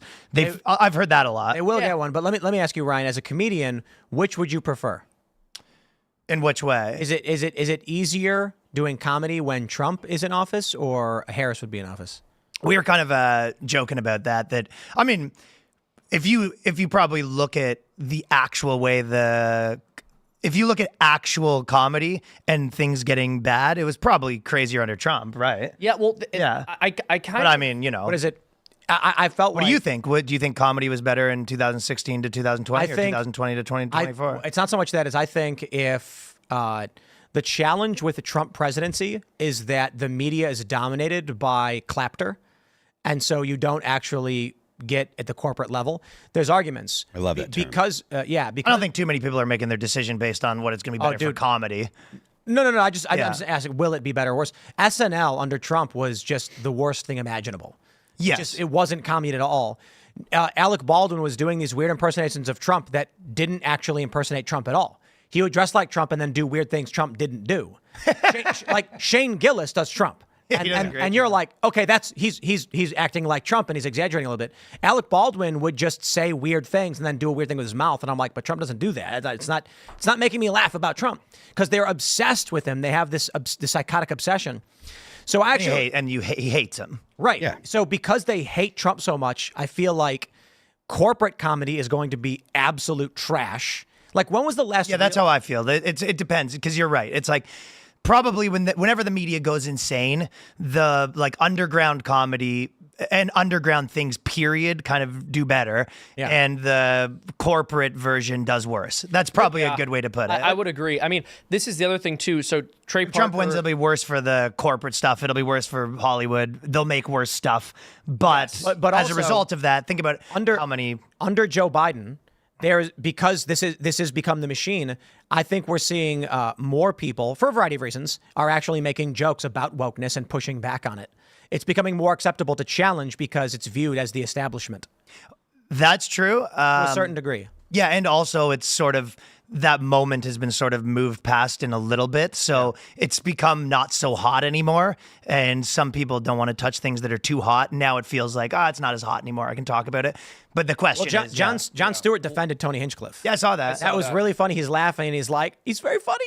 Yeah, it's a fair Like, point. and it was like Tony, and the jokes he showed from Tony were like some of his more shocking comedy. Yeah, he was like, if you want to get mad at people, if you want to get mad at someone, you can get mad at the party for having him on. But it's like the guy got hired to do what he does. Yeah. Yeah, exactly. I mean, this is a pretty interesting question. And I've been asked this too. It's like, oh, well, are you going to have more material if Kamala wins or if Trump wins? And the reality is people will Woman often president say jokes I'll tell you what. Hilarious. No. But the other, I got a sitcom idea for you. A president, but it's a woman. People will laugh. No, but I'm listening.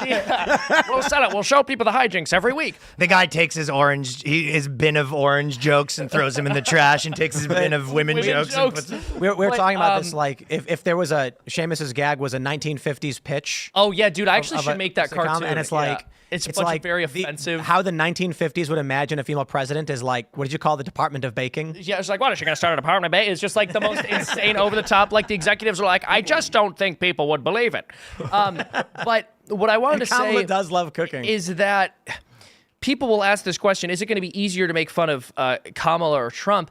And this is actually something that came up with the South Park guys, Trey Parker and Matt Stone, who are obviously hilarious. But one thing that they said was they don't really want to do comedy right now. They don't want to do new episodes because Donald Trump is doing his own comedy. And I understand that perspective. But for me, what always worked was just making fun of the reaction to Donald Trump, because I find that much more entertaining and interesting and funny than what he does.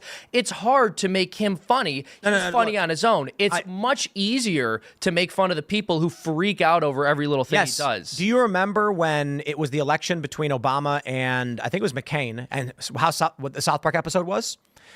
They, within a week of the election, Was that had an- giant douche turd? No, it was Barack Obama and John McCain were part of a secret cabal that was trying to gain access to the a secret spy mission, like a heist movie, to gain access to the White House to steal the diamonds. And Obama and McCain were actually friends, and they were all working together. That's right. And they were like, we need to get into the White House so we can get access to the safe and steal the jewels.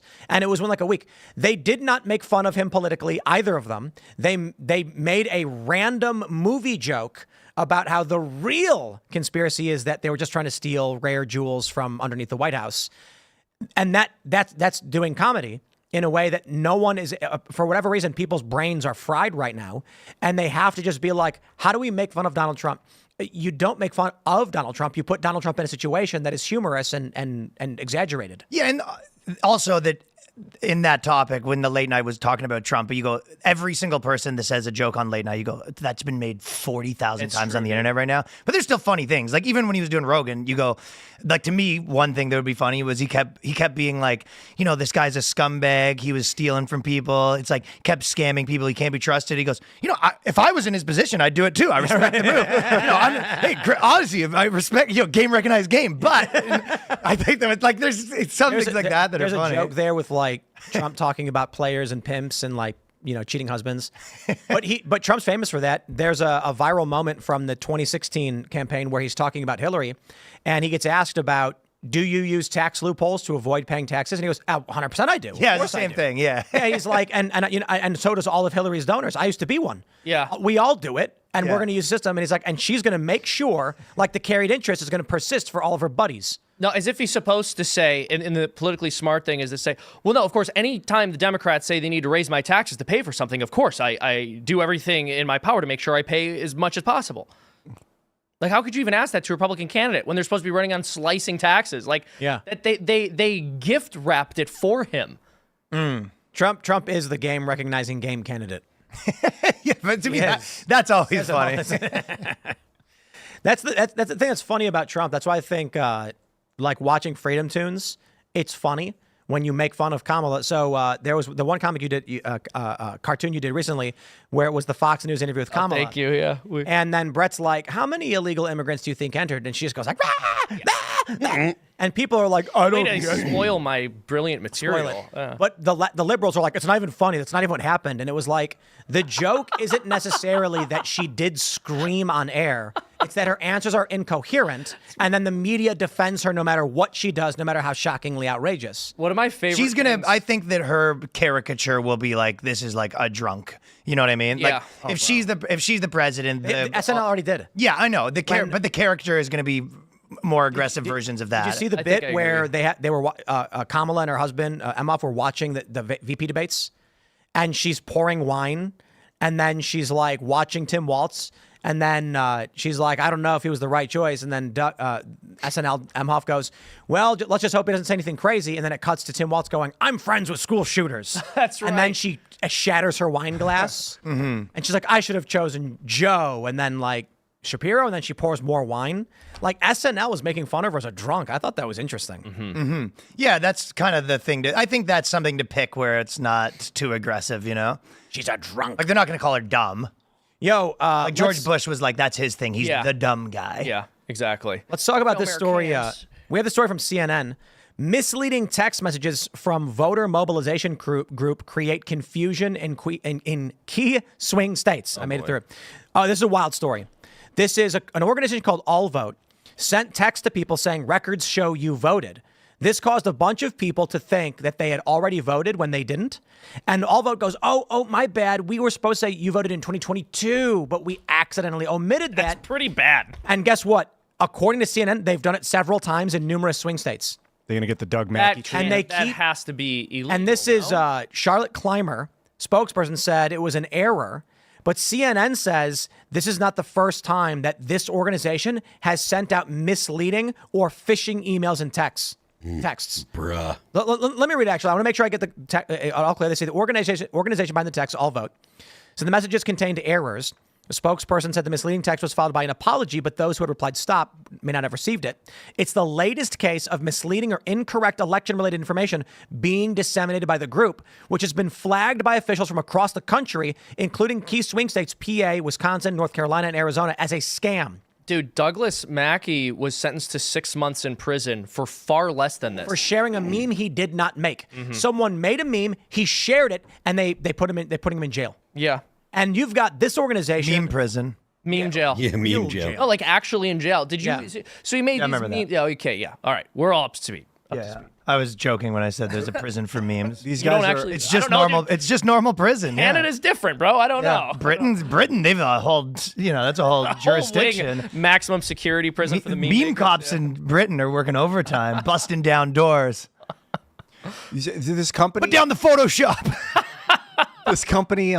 We got all of these off the street. They like have their thing where they're at the table with all the contraband. It's just literally memes and like photoshopped. when when you nutted, but she's still sucking. That's gonna add a couple to your Whoa, sentence. save it for the members only. Right. No, you can do that scene from Minority Report where where he walks in all the photos of the kidnapper and his son, and then what's the actor's name? He's playing Penguin. He's just like, this is what we call an orgy. Colin of evidence. Colin Farrell. He's It's like, Minority no. Report, but British police predicting the meme you're gonna make. They're like, this is Yeah, what yeah, he's yeah. gonna type on this. 3 billion women and it still ain't clean. Oh, you're gonna be doing time for that one. Meme police. What were you going to say, Ian? Something about this organization? Oh, yeah, what is Something it? relevant? They texted people that they've already voted, so they're basically telling people not to go vote. Don't bother because your vote's already been counted. That's the insinuation. You text someone saying records show you already voted, and people are going to be like, well, what am I supposed to do? And they go, oopsie, it was a mistake. But wouldn't you kind of? Yeah, I could see how that would work, but for most people, you'd be like, I didn't though. It doesn't matter if they can if this scheme can knock off 1% of the vote. Yeah. That's a massive margin nationally and in swing states. And anyone who runs a overseas scam artist operation knows that that's probably about 1%. Yep. It's crazy I stuff. mean, I'll tell you a pretty good scam that people must be running is like, hey, patriots, the Republican Party needs your help. Donate here. Democrats, democracy's at stake. Donate here. Like that scam has to be happening. Yeah, I'd imagine. I've been getting a lot of emails from Kamala Harris. What's she up to? See, I'll let You up? Recently. Look at this. Look at this. What WTD? Listen to this. Clymer told CNN last week that about 15,000 Wisconsin voters received texts from the group linking to a voting website for the wrong municipality, which means a lot of people may have gone to the wrong voting location because of the text they were sent, and then they could be like, I can't take off work again. Like, this is insane. That's really bad. That this is being allowed to happen. Dude, literally, the email from Kamala is, I'd love to give you a call, Ian. That's the text. No way. That's the subject of the email. Trump won't Stop stop it. texting me, dude. Dude, Ian, We it's did a Kamala. cartoon on this. We did a cartoon on campaign texts. And because they're getting so invasive. They'll say things like, I am telling your wife about us. And then you open it, it's like U.S. Representative Dusty Johnson and his plan to try to, you're like, this is insane, dude. You can't just be like, you just bait and switch people. Guys, I actually have big news. This is huge news. What's Trump texting you about? I am being asked to be a consultant to the Trump administration. How much is that going to run you? I don't know, but let's see. Oh wow, here's big news. I'm recording when Trump texted me when he was recording Rogan's podcast. He said likely. he had something he wanted to share with me, but I missed the text. Shame. Juicy goss. You going to get back to him? What's the next one What's we the have? tea? Yeah. Trump, he's asking me to consult his administration. He's texting me saying he can't win without me. Well, I'm trying my hardest. Specifically. My hardest. Honey, clear out the kid's savings account. There's an emergency. Trump Jr. texted me asking me to borrow $5. You should loan it to him. I don't know if Dude, that's financial advice. I didn't want to get the amount of texts I get from Trump. I get Democrats too, but it's mostly from Trump. But the funnier ones are when it's like I want you to consult. Literally, one says, "Tim, will you please consult my administration?" Yeah. Well, I'll think about it, Trump. They're getting more personal. That's the one I want to give you a call is like the one. Like at first they were like, Oh, Ted Cruz texted me. At least they're nice enough to text. They're currently I hope you will burning the tune in. American flag. We can stop it, but it's going to be $5. Let's see. crazy. Dude, this is nuts. Like the amount of text that I have. Love to give you a call. So, you know what's funny? When I went to the Butler, PA rally, I submitted the information to go to the rally, and I didn't hear back. But then Allison got hers, and I was like, I didn't get mine. I was like, well, if you got yours, I must have got mine. But it never got to my phone. And then I saw who sent it to Allison, and it was Trump's text number. And I was like, oh. And then I checked my phone. It's auto-blocked. Because they were sending so many things, my phone just blocked it as spam. And so none of the stuff went through. Yeah. I try to. That's how they get take you. a look into my spam folder every. Oh, Elon once a week texted or me. so. Every now and I again. wonder what he's Elon up Musk, to. what does he want? Musk needs money too. That's crazy. You guys are brokies. Dude, They're all texting. Text him back. Yeah, get a job, brokey. Dude, I have like a dozen texts per day. It's crazy. Yeah, I'm getting Okay, maybe like bombarded by 5. Kamala in the spam Well, there's folder. apparently some stories of people that, kind of believe that, the ones are personalized. Like, hey, Oh, Ian, it's for you. I There's a wanna couple give you a people call that, later, Ian. that have cleared out their life savings. Here's an for interesting it. one. Trump says, Elon, I could kiss you on the lips. What? Is that from Trump? So, and then the sounds like next one says, Democratic sorry, wrong guy. Dude, I got one and it says "ha ha" in all caps with an exclamation point, and it looks like a real number. And then you open it and it says Trump trolls Kamala in viral photo. Open image. I'm like, what? It looks like some random psycho texting me. Probably And then is I a open- phishing scam. That one sounds like a scam. Yeah, exactly. Never click links. All right. Oh, I got a request to answer a poll. I got polled. No. Nice. No joke. Yeah, it was a poll for New Jersey voters. I don't live there, Oh yeah, don't do that then. but there you go. Bro, this is all. This is all. Stop. Yeah, this is all campaign text. Oh, my God. Jeez, you're getting it. Dude. You're getting That's it so hard. many. It's crazy. It's just endless from Trump. Can you at least answer this question from Trump? I'd be honored to hear what you have to say. My favorite are when it's like, considering, we have this show and that I've been to like his events as like a VIP and stuff like that, and met the guy and interviewed him. When I get one of those spam texts and it's like, would you like to consult for my administration? It's like, well, I just announce it. I have been asked by the Trump. Yeah. Major Donald breaking Trump. news. I got a Biden one. My son's in a little bit of a situation in Thailand, and $100 will get him out of it. I intentionally didn't block any Democratic campaign emails or texts. I wanted to get the full Monty. It's funny to get him. They're just I nonstop. got- I have some too. I got 2 at 6:30. Jeez, it's all Dude, DNC, Kamala they're- Harris. I didn't get any Trump. They're abusive. At some point, it's just abusive. They're just saying the most deranged things, like what's going on? And you open it, and you're like, oh. I will never This forget one's the day Donald Trump This became one's president. unhinged. So that's it, huh? Your membership expired for all those years? I'm not kidding. I didn't expect things to end like this. Who's this from? What is it? They're just like It's throwing like a anything fundraising at the wall. This is from They're Kamala? trying all tactics, Oh, wow. appealing to every emotion. That's so funny. So that's how it is. Sassy girlfriend. It was wild. Dude. It's terrifying. Yeah, I don't like it. I'd like for them to stop. Oh, I got a text from Charlie. Oh, Charlie Kirk shit. You texted just me. going to do me like that, huh, Tim? You are all I have that the pill bag of bottle shit. in my hand. Oh my gosh. Here's a text. I don't know who to turn to right now. Kellyanne Conway has been Wow. trying to get a hold of you. Her message is here. Please read it. You specifically. Just me. I'm like, oh, wow. I don't want Kellyanne Conway to try and get a That's so funny. This one's the best. Here, This what one is just- this? A blue Florida and blue Texas is a reality if we don't act to help Rick Scott and Ted Cruz. Oh no! Am I getting DNC emails because of the things I say online, or is it just because? Oh, that's Hey, amazing. look up your records, dude. Yeah, tell him that I have, one. I guess, Dude, I got the last one. It 20 just years. says, from Trump, all caps, I was at McDonald's yesterday. ... Yes. That's how your grandfather would text you. Exactly. Jameis's cartoon is funny where it's like, I'm going to tell your wife or whatever. or Yeah, was it- we did a cartoon where it's like, your nephew's been kidnapped. You guys should go watch it. We did a whole cartoon on this a couple weeks ago because it's been getting out of hand, but it's nephew's been for a been while. Yeah, you guys should go check it out on Freedom Tunes, which by the way we just reached 1 million subs. I don't think I announced. Oh, that. nice So you're work, done dude. now. Yeah, You're so gonna now get you that can big quit. Yeah. platinum So I plaque or whatever it is. So I owe you $20 and then you're quitting? Yeah, exactly. This was all just a bet. It was Tim a said, bet. You can't get He said he couldn't get to a subs." million. Yeah, $20 and then he did it. So now it's over. I owe him the Yeah. $20 and he's All right, done. want to bet my special can get to a million?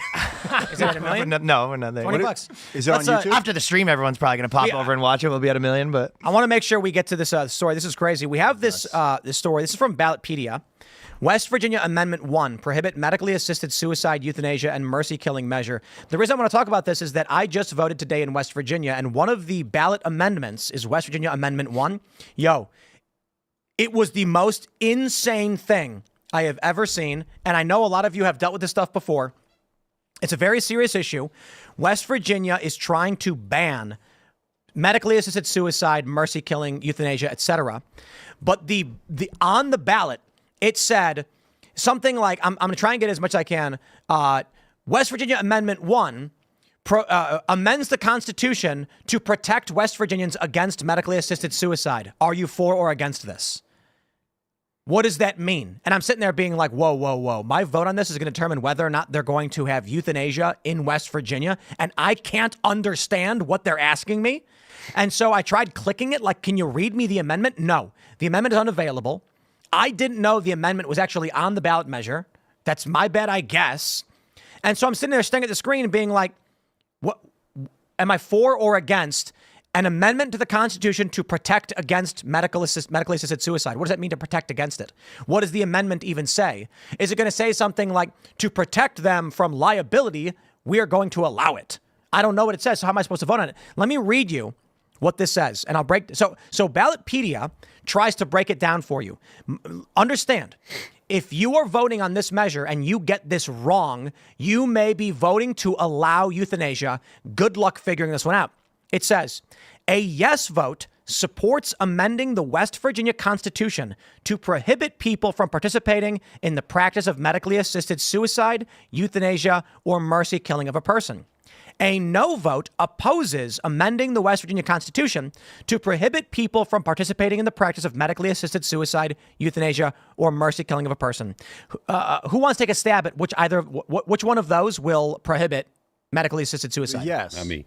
Why would the yes? The yes creates an amendment to prohibit. The no doesn't create the amendment to prohibit. How about this? Let's add a comma. A no vote opposes amending the West Virginia Constitution, comma, to prohibit people from the practice of medically assisted suicide. Is there a comma? No, but it doesn't matter because you don't. So confusing. You don't actually need a comma to interpret the second. So I'm reading this being like, wait. I don't know what the amendment says. So if I vote no, is opposing the amendment prohibiting? Is the amendment to allow a medically assisted suicide or to bar it? I don't know. You gotta have like I understand books. the point you're making here. Yeah. I'm sitting there staring at this being like, if you don't tell me what the amendment does, how can I support it? How do they? And both of these right here can be interpreted to describe allowing or barring the practice. I feel like they should have a booklet at every polling booth where with all the amendments in the booklet, you open it up and you can read it. You have to. Otherwise, why? Otherwise, you're just getting uninformed voting, and maybe that's what they want. I felt like the craziest part when I was looking at the New York ones, that they clump things together. That to me, that's nuts. Where the main one was because they know abortion's popular. Where they're like, they have an amendment where they go, we're going to make New York like a sanctuary place where no matter what the federal thing does, New York stays this. And then also in that same one, they go, and we're going to add a thing that you get basically some sort of treatment because of your, no discrimination by gender and gender identity. And it was like trans stuff. Yep. And it was like they combined the two of them and they had nothing to do with each other, but they combined them. And it was like, that seems like crazy to just take two random things and put them together. And they did that a lot. So it's just legitimately two completely different things. I did figure it out. I am for this amendment. And it's crazy because I bet tons of people go in there and say, well, I don't want medically assisted suicide, but I don't know what yes or no means. Because a no vote could be saying, if Democrats are trying to add an amendment to allow it, you want to be opposed to it. I don't know who's proposing what and what it does. However, I was able to read the amendment. No person, physician, or healthcare provider in the state of West Virginia shall participate in the practice of medically assisted suicide, euthanasia, or mercy killing of a person.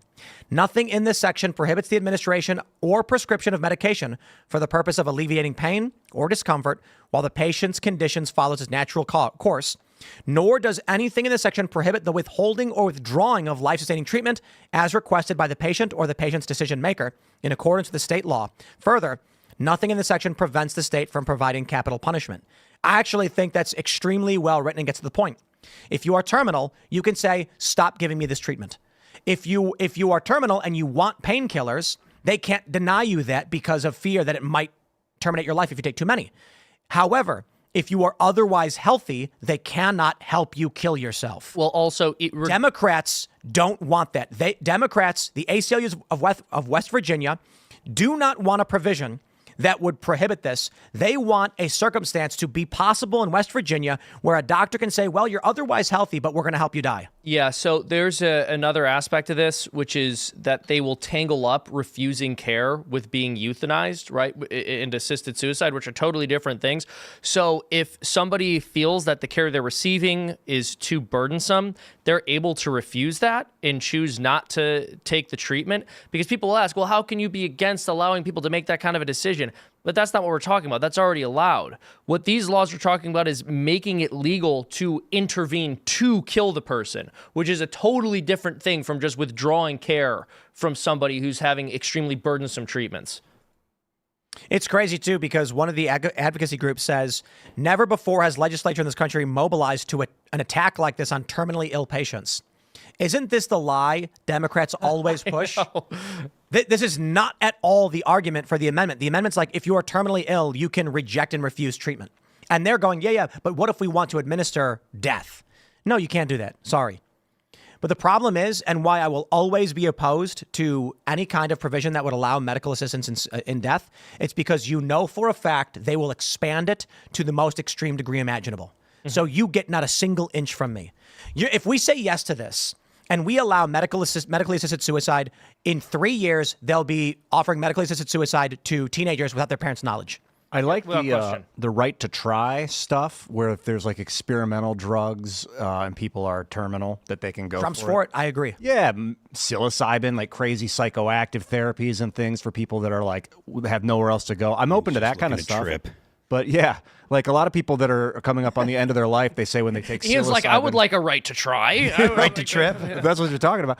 That people will find comfort with death. It just the impending death, their own death, their mortality after a psilocybin trip that's been documented. I'm open to that kind of stuff, but I know the jury's kind of out on assisted suicide, because I am concerned that they will be like, well, have you thought about? Listen, like as far as policy goes, it's probably not a good idea. My father passed away of cancer about 25 years ago. He was I was like in early 20s, and like when they told him it was terminal, they gave him a bottle of morphine, and I swear to God, the guy used a shoehorn to get the pills in there, right? Like, and I imagine that's what I can't speak for other doctors or whatever, but they knew my dad was going to die. They're like, here you go, be comfortable, right? And they gave him a boatload of morphine, enough morphine to kill a horse, definitely. And I imagine that's what most doctors do generally. And most people say, we're not going to, we're going to turn the They're other saying way. like, the alternative is this guy like chokes to death for the next week or whatever. Exactly. And it's like, look, to have a system where the doctors are actually empowered to say, well, we could go ahead and off you if you'd like, when it comes to people that are maybe not terminal, because you look at what's happening in Canada now, and they're offering medical assistance in dying in a lot of places where it's really, really, really not okay that they're doing it. Yep. You hear a lot of terrible stories, and like I said, the experience that I had with my father had terminal cancer, like they gave him a boatload of morphine. If you take enough morphine, your heart's going to stop. It's like, that's just the way that the drug works. And I think that kind of stuff, I know that a lot of things like that where you're like, keep it in the gray zone. I mean, I just because as soon as you give the government the okay, just like Tim said, as soon as you give the government the okay and you make it policy. Now it's an industry. Yep. Exactly. Well, yeah, I mean, so I believe that in any circumstance, intervening to kill somebody is wrong. And what happens is when you make this legal, and now it's an institution, as you all pointed out, it becomes an industry. On top of that, we've already seen, as you pointed out, Phil, how this is manifested in Canada. And we have to remember that anytime we talk about normalizing something in the United States, that the people trying to normalize it in this country, in this instance especially, are leftists. And they don't function on the basis of allowing some new social change to occur and then just letting everybody else make their own decision without immense social pressure. Yep. So what will inevitably happen here is what happens with every other behavior or set of behaviors that the left normalizes. At first, they say this is just something we want to have so it can be allowed in certain really gut-wrenching circumstances where we can emotionally manipulate you into thinking it's a good thing. And then they end up expanding it to be something that everybody should do. And then they actually start shaming people who don't do it. We see this all the time. So in the same way that women will be told they have internalized misogyny if they don't want to go out and be a girl boss, people will be told they have internalized ableism if they opt not to kill themselves. Mark my words, if this becomes legal in the United States, that's going to be a line of reasoning you hear from leftists. Look what's already going on, where the left was saying that no child is getting sex change surgery without their parents' knowledge. And then now we have a series of lawsuits from a certain number of individuals. And I'm not going to pretend here it's like in the thousands or whatever, but there's a couple dozen high-profile stories of minors who went to Planned Parenthood or went to other organizations and got testosterone or cross-sex hormones. Some got mastectomies. Beasts. And, well, at their own words. And they've said that there's one trans man, a young woman, she became obese, her hair fell out, and now she's like, what have I become? I can't believe they tricked me into doing this. And now they're suing and they feel like their lives are ruined. What happens when it's medically assisted suicide? And they go and they say, I can't live this way. The pain is too much. Don't tell my parents. And they go, okay. Yeah, you're saying the edge cases look bad. Yeah. I'm just saying, like, it's bad enough we have lawsuits from detransitioners. Imagine what happens when a dad finds out that a euthanasia center euthanized his 17-year-old daughter without parental knowledge or consent. Yeah. Well, and this is what Republicans warned about 10 years ago with Obamacare, when they said if the government starts taking more responsibility for funding and paying for people's health care, you are going to end up with death panels. And people laughed at that because we all have a normalcy bias, and also the phrase death panel sounded very bombastic.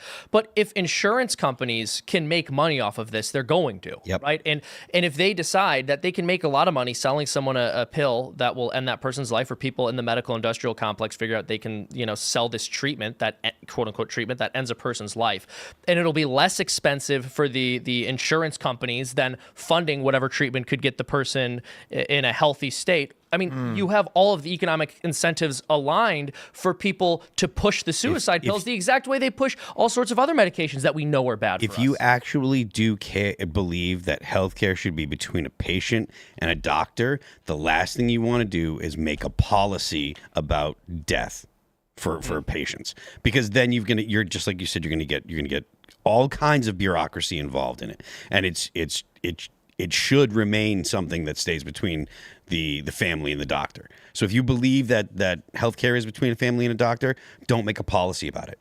These things don't need to be written down and have an official policy that the state backs. You're saying the doctor comes in, says, hey, I just brought every episode of Colbert. I'm going to play it back to back. No problem. You don't have to, you don't have to get medicine. I would prefer a little more humane means, but I think that'd be a violation of the Geneva Convention. Right? I hear what you're saying, Phil, but I have would a guy just add come a in and caveat. say Borat quotes for the next 10 My life. Yeah. I would add the caveat that, outside of just basic criminal law that applies to every other situation. Of course, right? of course, yes, So, like, yes, obviously, of a course. doctor can't kill somebody Yes, or do yes. X, Y, or Z. But yeah, I hear what you're saying. A policy about medical assistance in dying, not a policy about whether or not a doctor whether or not it's legal for a doctor to kill like you. letting them do that. Because again, like I said, my situation was the doctor said, "Here, I'm prescribing you this medication," and like the bottle was as full as it gets. I mean, you couldn't take the top off without trying to. And he sort of said, "Wink, wink." And he so was. you think that the doctor? I mean, I wasn't in to do an assisted suicide type thing? Well, I wasn't. Look, I wasn't in the room. It was my mom and my dad, and so I don't know. But I also know that, they said here's all of the medication that we had. Like, here's all the medication that you're going to need, right? And he didn't have a doctor there. It was at home, so it wasn't the doctor there to make sure it was being administered properly, And so they, again, it's hearsay and stuff, but I mean, legally, this doctor's probably, if he was listening to this, would be like, "Shut up."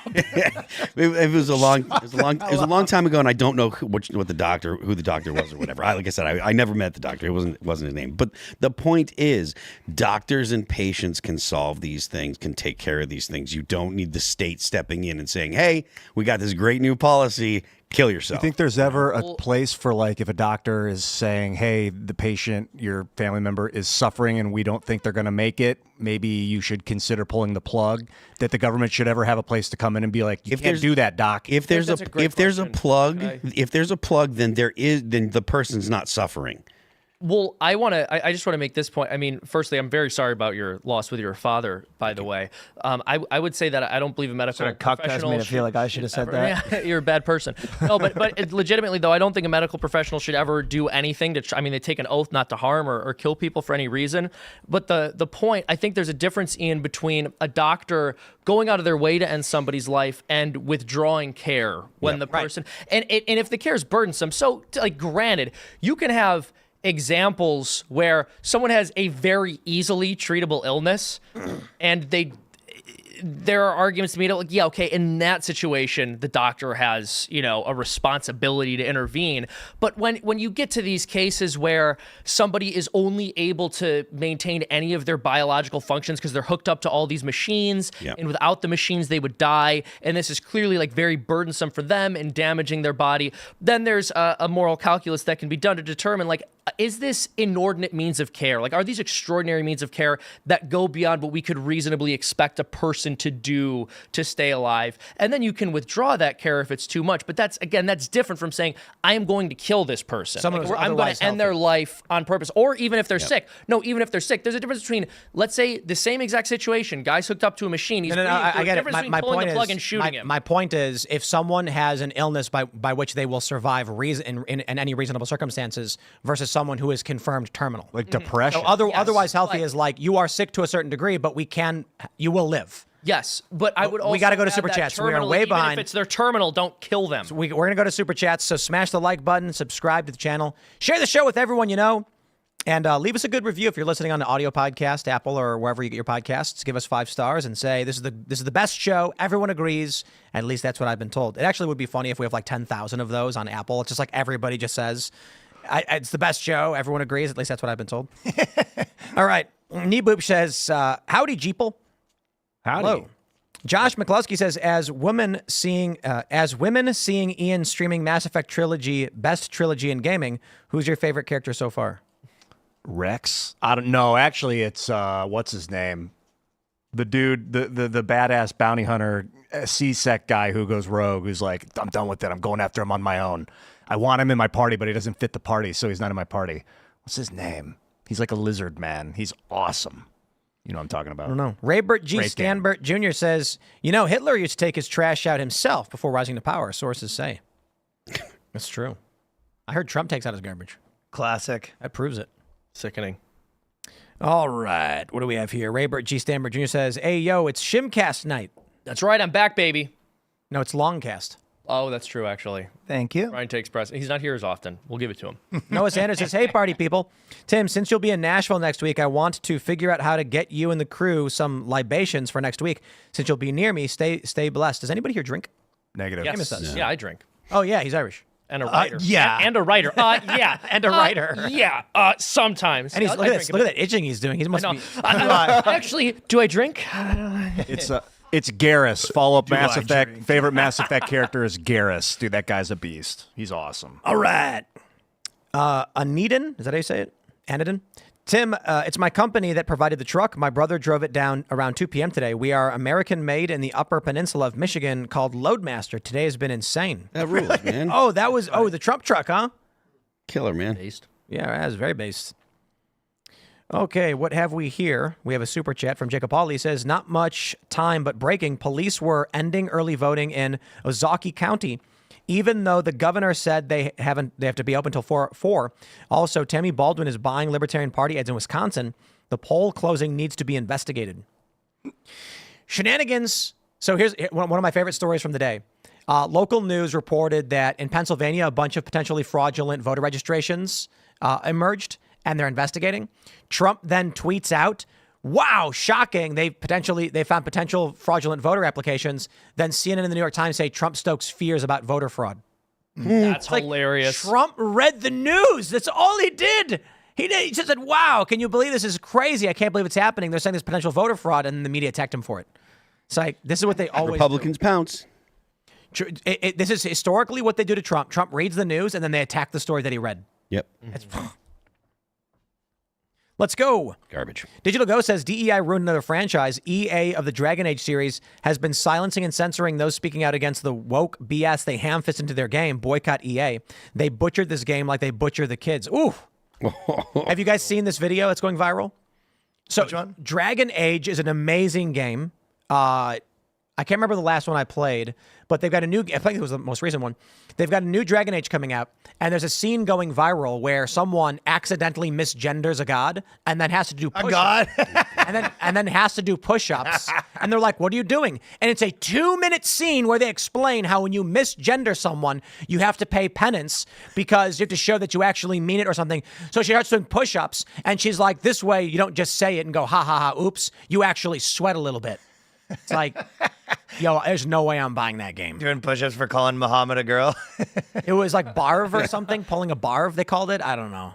That's It's just hilarious. insane. But I wonder if you could play the game. Yeah, you got to be quite a sucker to actually sit through the push-ups. For most people, it'd be like, oh, that's probably the end of this game for me. I won't even buy the game after seeing that. I'm like, I'm just not interested, dude. The first Dragon Age is they're all pretty good games. They're real fun. But I'm not going to go anywhere near whatever that garbage is. That's a crazy one to slip in. That's crazy. Just play Skyrim, where it's funny because people are pointing out that in early Bethesda games and like Obsidian games, like Skyrim and Oblivion, there's gay dating, just because they were too lazy to actually code anything related to it. So it was like, it's so base that it's just like they're companions and you can court them, and there's no lines written for any kind of like, you're a dude. So it just kind of happens. Yeah. But now they're actively pursuing making it special things. Did you see that, Ian, the new Dragon Age? Yeah, dude, I saw that clip. She misgenders a god, and then she's like, "Oh, I better do push-ups now." I gotta Speaking of prostrate dating. myself and flagellate. I gotta do 10 push-ups. It's so ridiculous. I want to play that game. I just play Mass Effect instead. Dude, I will not. I'm bummed because I was excited for the new Dragon Age, but I won't go anywhere near I'm gonna play the Dragon Age trilogy, the first 3, but that 4th one looks ridiculous. I'm not gonna touch it. Not like that. Maybe that was just a clip. No way, of like dude. optional dialogue, but that's ridiculous. Well, I'm to also put in a video wondering if game. you can disparage the person for doing it. Yeah, maybe. Because there's something happens where the person responds, and a character goes, "That's very open-minded of you." And I'm like, "Can I put you're a moron? Shut the F up." They were like something non-binary. I was like, I just Yeah, the first, out of it. not the only non-binary god, but when you was right misgender them, you've got to sweat a little bit. I'm not. Non-binary god. It's a real clip, dude. I'm not. Yep. It's crazy. They say it. Maybe we should play that on the after show. That's so ridiculous where gaming is at. That's Bio. Is that BioWare? Still BioWare? Yep. Jeez. All right. Common Sense Fishing says, please pray for my daughter again on life support. She will lose her leg to amputation tomorrow or Friday. Hopefully no brain damage. Link to help on my channel under community post. Most important prayer. Please pray. Sorry to hear it, man. I hope for the best. Hope everybody prays for you. Ian, manifest something. You have to do it. Healing the lower back, opening up, loosening that blood flow, man. I guess I wonder what the condition is. Is it some kind of blood infection causing amputation? Okay, what do we have here? Stevie Vivi says, who certifies the electorate? The VP. She gets the candidacy and position if she does what they say Trump wanted Pence to do. Full projection. We'll see. January 6, 2025. Could you imagine if it's the exact same thing but inverted? Yeah, You're laughing. Like, it'd be funny. I mean, that'd be insane. Yeah. I mean, if there was a Democrat January 6th, that'd be pretty and it's funny. It'd be hilarious. But Ray Epps shows up again, but this time he's wearing he's wearing the Harris Waltz camo hat. White dudes for Harris storm the Capitol. Yeah. I mean, of course that would be funny. It'd be awful, but we'd laugh. All right. That's a guy thing, right? Awesome is not always good, but awesome is always awesome. Yes. Strikes awe into those that subscribe. All right. Yeah, they're doing they're hanging the Tim Waltz thing because Tim Waltz isn't going along with it. No, Harris. He's the VP. Kane Abel says, Seamus, is Luke Florida Alligator Man in your cartoons? Oh, in Tim, Common what Sense will you Soapbox? do about the mainstream media trying to kick you and several others off YouTube, silencing you? I don't really see this as a big story. This is like the 897th time corporate press has done something like this. The only difference is that they asked for a comment. It's meaningless. So to answer the question about Luke, no, that is so. The Florida Man is who we have. There's another channel I run called Common Sense Soapbox. We recreate these educational cartoons for the Foundation for Economic Education, and myself and Sean Malone write these. And we made this little character named Florida Man, who is in no way, shape, or form affiliated with Luke, other than occupying the same state. And I assume Florida Man doesn't like him. Well, all right. And that was the thing where the news messaged you and Tucker Carlson. Is that what happened? They messaged tons of people, but it's not even a story. I mean, It is funny though, because the message is like, "Hey, we're writing a story about why you're bad." but it's not just a little that. threat. They never asked a question.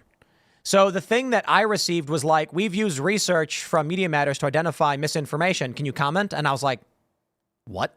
Do you want me to comment on Media Matters? Like, what are you asking me to comment on? They don't even tell you what specifically they're saying. Ask me a question. Just in general that you're a misinformation guy. He didn't even say that. It was like, we're doing a story on around 30 personalities, and we flagged, some people from Media Matters. And it was like, among this, here are some of the things we're mentioning. And it's like, it doesn't mention me. Like, what I was sent was just like, here's a bunch of things we're concerned with. I was like, okay. And then they were like, can you comment? I was like, what? Will you disavow misinformation, essentially? But it like, I can understand with Ben. They were like, Ben, you said this thing. I didn't get that. They said, like, can you comment on... So what do you think their angle is? They're like, we don't even really want you to respond. We just want to be able to put into the thing that we reached out for comment, and they declined. I don't even know what the point of reaching out is. This is like the... So they can say you declined to comment. Yeah, but these stories come out every week. That's Yeah. what I'm saying. Like, the Stanford Institute wrote some fake thing saying that I was an election misinformation guy or whatever, and I'm like, okay. The funny thing is, I always say, Piers Morgan asked me about it, and I said, Politico simultaneously has two stories live right now. One says that Ukraine interfered in the 2016 election to help Hillary Clinton. The other says the story that Ukraine interfered in the 2016 election to help Hillary Clinton is Russian disinformation. But Politico posted the story. Yeah. So they're calling them, they never retracted either. How could both stories be live from the same organization at the same time as true facts? It's garbled. It's nonsense. Is one an opinion? No, they're both fact-based. They're both masquerading as fact-based, and they're contradictory. And I'm like, well, that makes no sense. And I've called this out for years. These stories have been live. The first one's from 2017, 7 years ago. The other one's from, I think, 2020. And I'm like, running both stories. Yeah. Okay, I guess. Without a correction. Yeah, and so my response is, if you've got an issue with anything I've said, I guess take it up with yourselves, because what did we cite today? ABC News, the New York Times, CNN.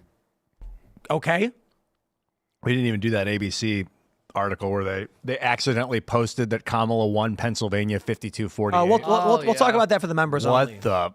Talk about But shadowy. this happens all the time. Crazy. This story is not new. It's why I don't really care that much, because it happens 15 times every election cycle. It's just so dirty. Every corporate news outlet has pre-made chyrons, and then someone presses live and it flickers and appears on the screen. So Subliminal. And they're like, oops. It just happens all the time, guys. No, it's that they have to create graphics for election day in advance, kind of like how we make graphics for Nashville in advance. If I accidentally clicked the Nashville live screen, people would be like, whoa, what was that? Tim's going to be in Nashville. I'm like, well, yeah, we made the graphic well in advance. We working on the graphics before we announced. I kind of thought that too when I saw that one. I'm like, obviously they probably make both, I'm sure, yeah. Yeah, and then they type the numbers in later on. Yeah. It's not that they made both. It's that they have the graphics for Trump and Kamala, and then what happens is they have random numbers put in it, and then someone accidentally presses go live, and it appears on the live display. If there was a grand conspiracy to have this in advance, all you have to do is look at those numbers and look at the numbers later on. Exactly. And if they're the same thing, then you got a problem, but they're not going to. I am concerned with predictive programming too, so it could be an accident. It did say that Kamala won PA by like a million votes or something. Yeah. Or like 500,000. All right. Donald DeVole says, I disagree. I think Kamala will win if she goes on Joe's podcast. If she comes off likable, which I think she would, it's over. Game over. She has played men her whole life. Nah, she can't do it. I know what he's doing. This guy's trying to trick her into going on Joe's podcast. Yes, that's right. You would do great if you did it, Kamala. No, wait, don't. Trump supporters are terrified of Kamala. John Cronin says a comedian at a Trump rally called Puerto Rico garbage as a joke. So Kamala and Joe called half of America garbage. Great idea, guys. LOL. Now that's winning. It was a funny joke. Well, that's why they're walking it back. You know? Mm-hmm. J.D. Vance, this is from Illuminati. J.D. Vance just told the crowd at a town hall how to legally vote 10 times. When you go to the polls, bring 9 friends along with you. Hey, look, I went and voted, and then we all got chicken wings. But only Allison and I voted, and then Seamus just came and hung out. Listen, hold on a sec. Well, yeah, exactly. And then we went to But I did vote. I actually traveled. Somewhere else, right? Yeah, I traveled to vote. And then we all got Buffalo Wild Wings. Because I was staying here. Do they do voting over the weekend too? I don't know. Generally? But I will also add that I bought a bunch of hot sauce from Buffalo Wild Wings. What kind? All of them. The spicy ones. Because we're going to do for the boonies hot sauce skate, where For those who don't know what a game of skate is, just replace it with the word horse. If you ever played horse in basketball. But every time you miss, you don't get a letter. You have to shoot the incrementally hotter hot sauce. Oh, brutal. Until you concede. The woman who purchased it Don't from? miss. Oh, I'm not playing. There's no way. Puke after I can't do hot stuff, period. And then like one of them, they didn't have the hottest one at B-Dubs. It's called Blazing Knockout. I've tried it before. It is spicy. Me and Danny did a sketch about hot sauce, and I had some, and I was trying to avoid it, but we were putting the hot sauce on wings, and I was for the sketch, and I had like one bite. It ruined my week. Oh, dude, I love super spicy stuff, but I hate needlessly spicy stuff. So I went to a hot sauce store. Anything that is naturally occurring spice, I'm fine with. Even Carolina Reaper, it's spicy, it hurts, it burns.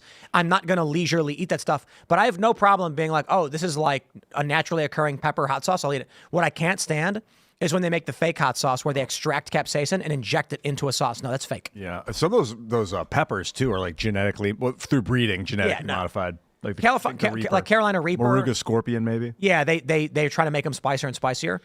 Like habanero stuff is spicy, but it's delicious. Ghost pepper too. I really love it. I think it tastes great. I think it has a good flavor. It's too spicy. I'm not going to leisurely eat a big old thing of wings covered in the hottest hot sauce. But if I had a couple, I'd be like, it tastes good, but it's getting too spicy for me. If you buy, Or if someone says you can't. if I'm not allowed to eat it. No, if someone's like, you couldn't handle this, like pussy, like, then all of a sudden you're like, I'll eat the whole batch, Oh, then I would guzzle the hot sauce You and got be no like, don't you choice. show. No, I'm kidding. If someone said I made wings with a hot sauce where we added extra capsaicin extract or whatever, I'm not going to eat that. That's stupid.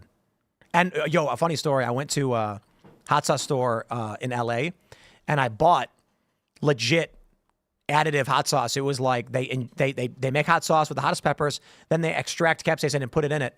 My buddy said, let's try it. So he poured some on his hand and then wiped it off and his hand blistered. Whoa. No joke.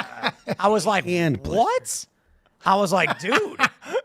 And he was Not like, fit for human consumption. I'm not eating that. Pepper spray? Is that the Like same stuff? so it got really red and then like got swollen and he wiped That wasn't it off. hot sauce. That was like mustard gas. Well, it's like it's pure capsaicin. It's an irritant. It's bad for you. And and here's the funny thing. B-Dubs warned me when I was buying this. They were like, I told them what I was going to do with it. We're going to make people take shots of it. And they were like, this will don't do that because that'll mess you up. It really will. Oh, legally, we can't sell this to you if you say you're doing that. No, but they were just like, Take it back, please.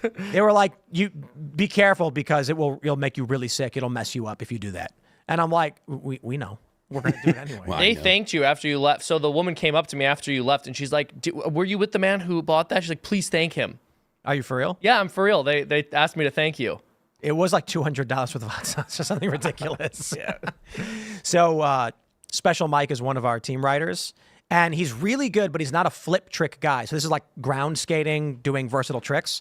He's really good at really big stuff. But I'm telling everybody, he will be undefeatable in this game because no matter how many tricks you do, that dude will just like be squinting and just like slamming hot sauce. That's how tough he is. Like, and he's not a tough guy where he's like, oh, I can do it. He's like, yeah, no problem, man. I'll take some more hot sauce. He'll be crying and beat red. He'll be like, it's cool. I'm good. I can keep playing. And we're like, dude, you just can't knock this guy down. It's like Homer Simpson fighting Drederick Tatum. He's just going to keep taking the hits, but it'll be fun. All right. Justin M says Rogan will vote for Trump, but he will never admit it. I completely agree. Well, did you see what Joe just said recently? RFK Jr., Vivek, Tulsi Gabbard, Elon, I love this stuff. He basically said, I'm voting Trump. I mean, it is pretty funny. If you think about, imagine like the Democrats right now were like Ted Cruz. You know what I mean? Like it is wild. It is Well, it is. The Democrats have Liz and Dick Cheney and Adam Kinzinger. And the Republicans have Tulsi Gabbard, RFK Jr., Elon Musk, Vivek, JD Vance. I'm like, it's a dream team. Like Tulsi Gabbard being brought in. I said he should have done this 4 years ago, and now they basically have a moderate, eclectic bunch of individuals. I've seen some conservatives that aren't happy about it. They're just like, I've seen some conservative people be like, if you haven't noticed, all of the Republicans are Democrats now. Well, a lot of the Democrats are Republicans now, too. It is It's very so weird. You know what's really funny? There's a song by a band called Propaganda. Have you guys ever heard it? Stick the effing flag up. Nation states. Nation States, is that one of them? Yeah. Have you ever heard Stick the Flag Up Your Ass, though? No. So this is a song I've known about since I was a little kid. And it's funny. Listen to that song and what the band is criticizing. They're criticizing the war machine. And they're criticizing like the Boy Scouts chanting war. Bette Midler now is in sainthood. romanticize murder for morale. And all of that, I'm like, yes, absolutely bad stuff. But then he says, F the troops and F the flag. And I'm like, it's really, really funny because if you actually believe in America but criticize the machine state's warmongering, the song still applies.